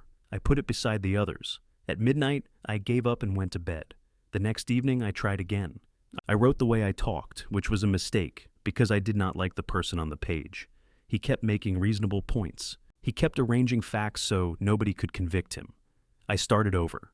Allison, what I said in the studio was cruel. You were not foolish for believing in your business, and you were not foolish for believing your husband. I took one bad decision and used it to insult your judgment. I am sorry. I stopped there for an hour. Then I continued. I have spent a long time confusing help with closeness. Fixing things let me be near you without admitting I was afraid of losing you. It also let me act as if the way I loved you was the only way you were allowed to receive love. When you did something differently, I treated it like rejection. I wanted to blame Derek for everything because that was easier than admitting you made choices I didn't agree with. It was also easier than admitting I helped create this pattern. I taught you that I was safest to approach when you needed something, then resented you for needing things. I am not writing to ask you to unblock me. I am not asking you to forgive me on my schedule. I just want to say clearly that I am proud of you. Not because the studio succeeds, and not because you handled the problems after I stopped paying. I am proud of the woman you are, including the parts of you that do not need my approval. I love you. You do not owe me a reply. Yeah, Ed? I read it the next morning and found 12 sentences I wanted to improve. I left them alone. I put the letter in a plain envelope. No money, no photograph, no copy of the bills. I wrote Allison's home address by hand and added a stamp. On the drive to work, I passed 3 mailboxes before I stopped at one. I sat with the envelope on the passenger seat, arguing with nobody. Then I got out and dropped it through the slot. The sound it made was small. For 9 days, nothing happened. I did not call Marianne for updates. I did not ask Luis to ask Cynthia. I checked Haven House's page once a day, then every other day. Allison appeared in one photograph, holding a tray of grocery store cookies. Derek remained absent. The commercial installation finished under Luis's direction. I showed up on the final afternoon because he invited me, stood where he told me, and carried tools for Marcus without correcting anyone. The job made money. On the 10th morning, I unlocked the shop, turned on the lights, and found Allison sitting in the customer chair outside my office. She held my letter, folded twice, in her lap. I still hate lemon bars, she said. I set my keys on the counter. I know. Then why did you pay $1,200 for them? The fruit was included. That isn't an answer. No. She looked thinner than the last time I had seen her, tired too. But her voice was steady. Behind her, the old ceiling grill moved warm air without whistling. Allison lifted the letter. Did Marianne write this? No. Luis? He charges extra for correspondence. The corner of her mouth moved. Then it disappeared. I don't know what to do with this, she said. I stayed on my side of the counter. You don't have to do anything. That's a very convenient thing to say after 4 pages. It was 1 page front and back, still correcting me. Sorry. She looked down at the letter. Can we talk? Every answer I had rehearsed vanished. I pulled out the chair across from her. Yes. Allison did not sit in the chair I pulled out. She walked past me into the office, looked at the desk, then chose the chair beside it. Not across, not beside me either, at an angle where neither of us had to stare directly at the other. I sat behind the desk and immediately hated the arrangement. It made the conversation feel like a performance review. Do you want coffee? I asked. No, I have tea. You don't have tea. Marianne left some. That tea is probably older than Derek. I'll throw it away. Please don't make tea the first problem we solve. I put my hands flat on the desk. All right. She held the letter by one corner. The folds had softened from being opened and closed. I read this 4 times, she said. I'm sorry it took 4. That sounds like a joke. It was. I don't know if I'm ready for jokes. Understood. She looked at the letter again. The first time I read it, I was furious. That seems fair. The second time, too. Less encouraging. Dad. I'm sorry. She laid the letter across her knees. I kept waiting for the part where you explained why everything was really Derek's fault. I wrote that part. I knew it. Then I removed it. Why? Because you already know what he did. I was writing about what I did. She looked toward the shop windows. Morning light came through the blinds in narrow stripes, cutting across the floor and the edge of her shoe. You stopped paying at the worst possible time, she said. There it was. Yes. Derek committed us to that photo package because you had been covering things. He thought if he could just keep everything moving, he told me. He told you his version. I'd rather hear yours. She inhaled slowly. My version is that you both made decisions about my business based on who could protect me better. I said nothing. Derek thought he could keep the money problems away from me until revenue caught up. You thought you could force the money problems into the open by refusing to help. I didn't stop to force anything. Maybe not consciously. I stopped because every payment kept me involved in a relationship you weren't participating in. Her eyes moved back to mine. That's what this letter means by buying closeness? Yes. You could have told me. You blocked me. I knew you'd say that. It happened. You had email. You knew where I worked. You knew where I lived. You asked me to stop contacting you. I blocked your calls. That seemed clear. Nothing about us is clear. She stood, walked to the metal filing cabinet, and ran one finger over a row of old service manuals. When I blocked you, she said, I wanted quiet for one day. You could have said that. You weren't listening. No. She glanced back at me, surprised by the agreement. I thought I'd unblock you the next morning, she continued. Then you called from the shop. I didn't know I was blocked, I know. But I heard your voice and knew exactly how it would go. You'd apologize for the sentence, then explain why the sentence was basically true. I could not argue with that because I had left a voicemail close enough to prove it. So I hung up, she said. Then Derek told me you paid half the air system. You knew. I knew that one. What did you think it meant? She folded her arms. I thought it meant you were sorry. That was an expensive apology. Money is the only apology you ever make without adding a lecture. Her words stung. She saw it. I'm not saying that to be cruel, I know. I saw you pay, and part of me thought, fine, he understands. Then the catering bill came.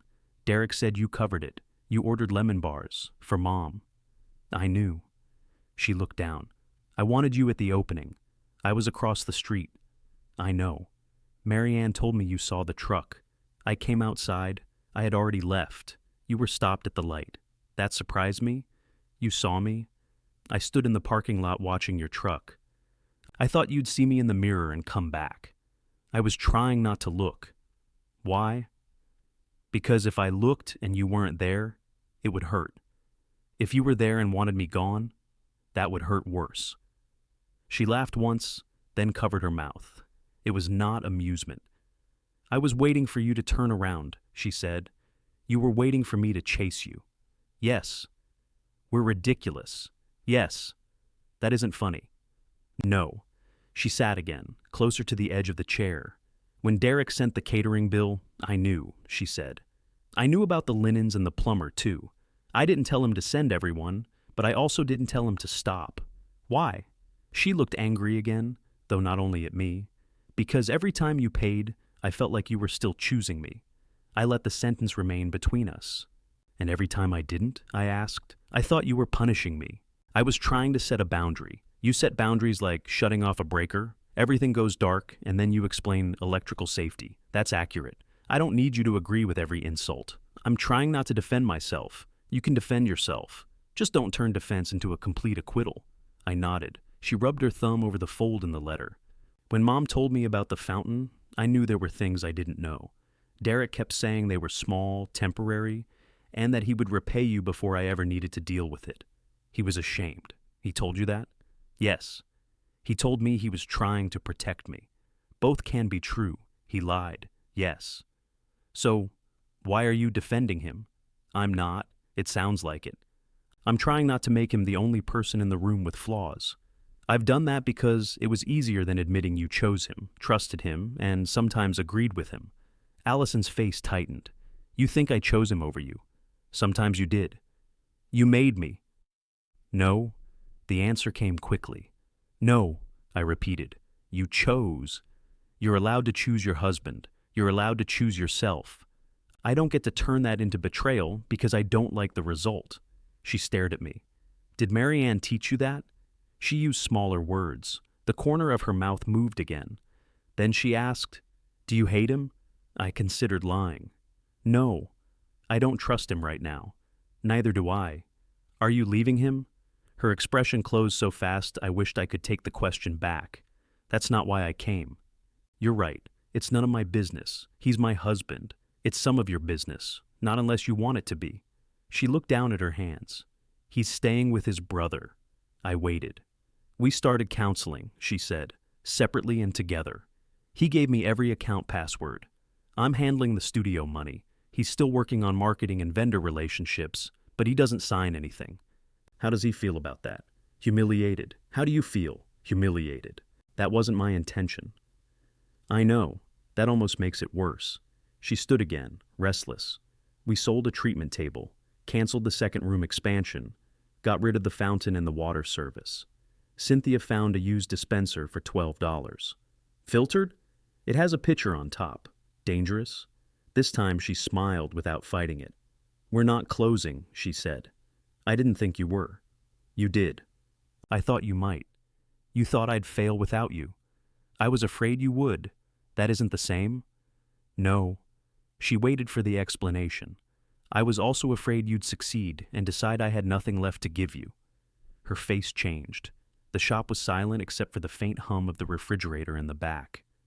That's a terrible thing to admit, she said. I know. Do you mean you wanted me to fail? No. I mean, part of me needed your success to contain a role for me, preferably a large one. That's still terrible. Yes. She sat down slowly. When I left the hospital, I brought you a whole business plan. I remember. You asked 12 questions. I counted later. I wanted you to say you were proud of me. I was. I know that now. At the time, it felt like an exam. I thought questions meant I took you seriously. They did. They also meant you were terrified. I was. Of what? Watching you risk something I couldn't protect. She leaned back and looked at the ceiling.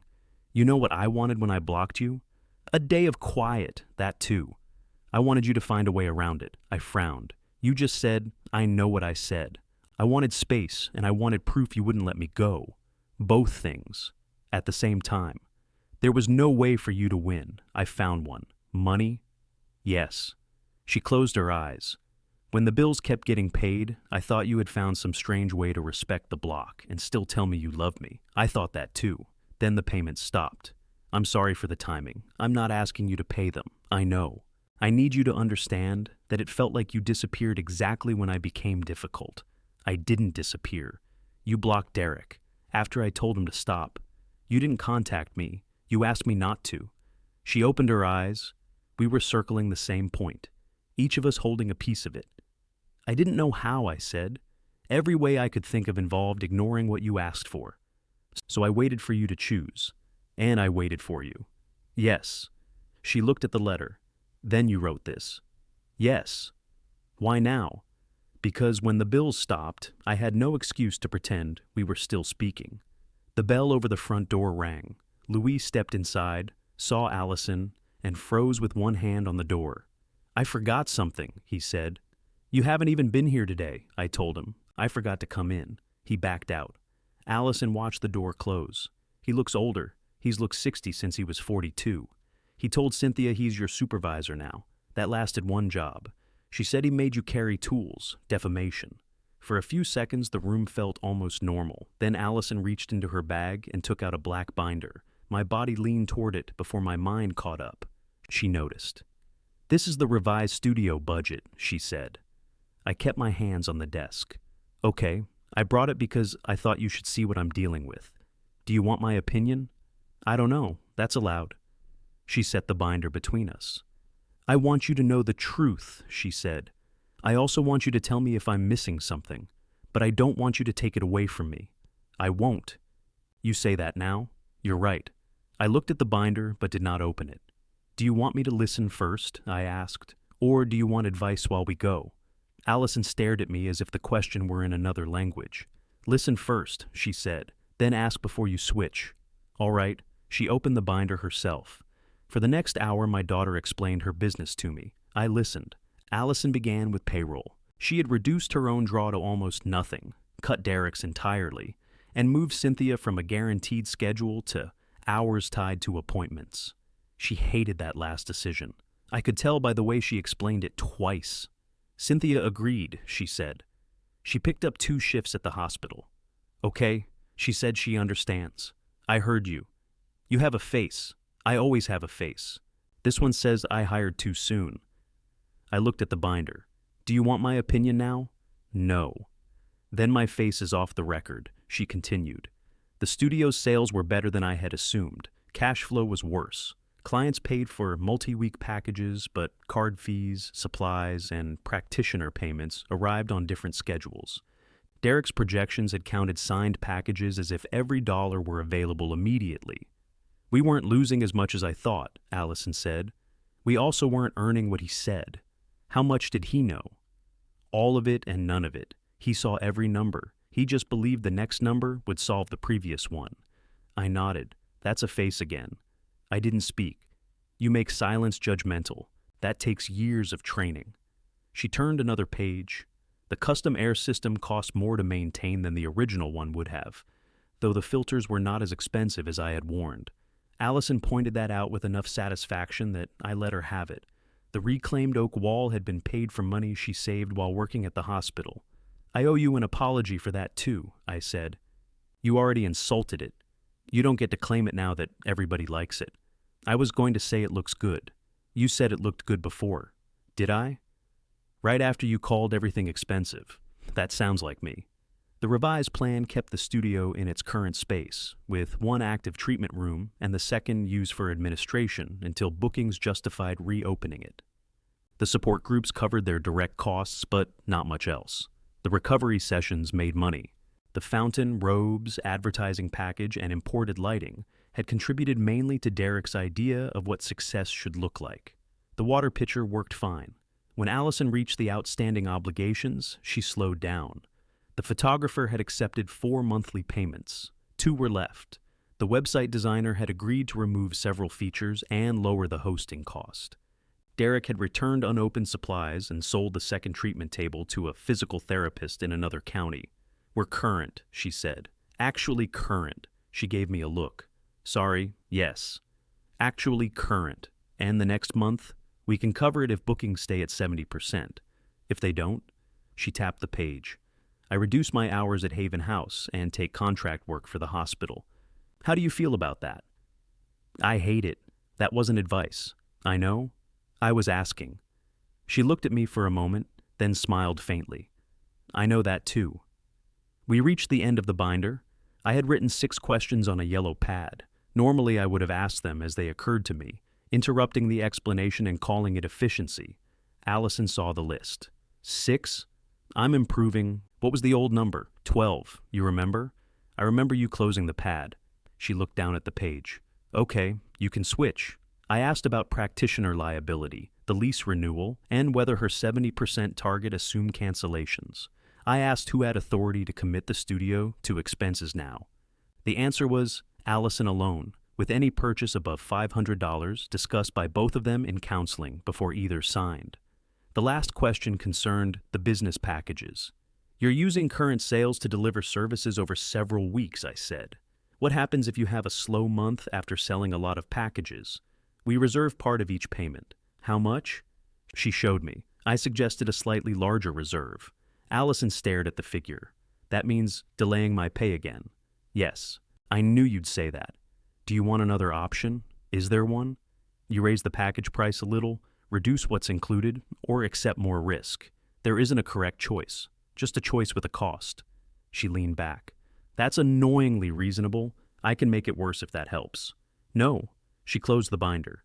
So, you don't think I should close? I didn't say that. Her face fell before I could continue. I don't think you should ask me whether to close, I said. I think the studio can survive. I also think it will ask a lot from you. Whether it's worth that is not a ventilation question. She ran one hand over the binder cover. I want it to be worth it. That sounds like an answer. For now is allowed. The bell over the door rang again. Luis entered carrying 3 coffees. I remembered to come to work, he announced. He put 1 coffee in front of Allison, 1 in front of me, and kept the 3rd. She looked at hers. How did you know I'd still be here? I drove past twice. You're becoming Marianne, I said. That's the nicest thing you've ever said to me. He noticed the binder. Budget meeting? Conversation, Allison said. How'd he do? 6 questions. Luis whistled. We can get that down to 4 with medication. I still sign your checks. For now? He walked into the back room before I could respond. Allison wrapped both hands around the coffee cup. I'm not ready for everything to be normal, she said. Neither am I. You are. No, I want everything to be normal. That's different. I don't want weekly dinners. All right. I don't want you showing up at the studio unless I invite you. All right. And if I tell you about a problem, I need you to ask before fixing it. I already don't like that one. Dad, I'll ask. She nodded. I don't know what happens with Derek. You don't have to decide for me. I'm not. You have another face. This one is concern. It looks like murder. I'll work on it. She picked up the binder and letter. At the office door, she stopped. I blocked your shop number 2. I figured that out. And the email, I noticed. I didn't block the weather alerts you used to forward because that wasn't a person. I was concerned about ice. In September? Early warning. She took out her phone. Her thumb moved across the screen. My phone rang on the desk. Allison's name appeared, not attached to a bill, photograph, or borrowed message. Just her name. She ended the call. There, she said. You're unblocked. I reached for my phone. Don't call me while I'm standing here. I wasn't going to. You absolutely were. I set it down. She went to the front door, then turned. Coffee Sunday? Yes. 10? Yes. Don't get there at 9:30. I don't do that. You arrived 40 minutes early to my college graduation. Parking was uncertain. 10. I'll be there at 10. She left. At 9:58 a Sunday morning, I parked outside a coffee shop 2 blocks from Haven House. Allison was already inside. She had chosen a small table near the window and bought her own drink before I arrived. Mine was waiting across from her. Black. We talked for an hour about almost nothing. Mary Ann's electric drill, Neil's campaign against road construction, Luis's promotion, which Allison insisted on calling a promotion, even after I explained it, was a transition in responsibilities. She did not mention Derek until we were preparing to leave. He wants to apologize to you, she said. He already did. He wants to do it again without asking for money. That would make it a different experience. She studied me. Will you talk to him? If you want me to.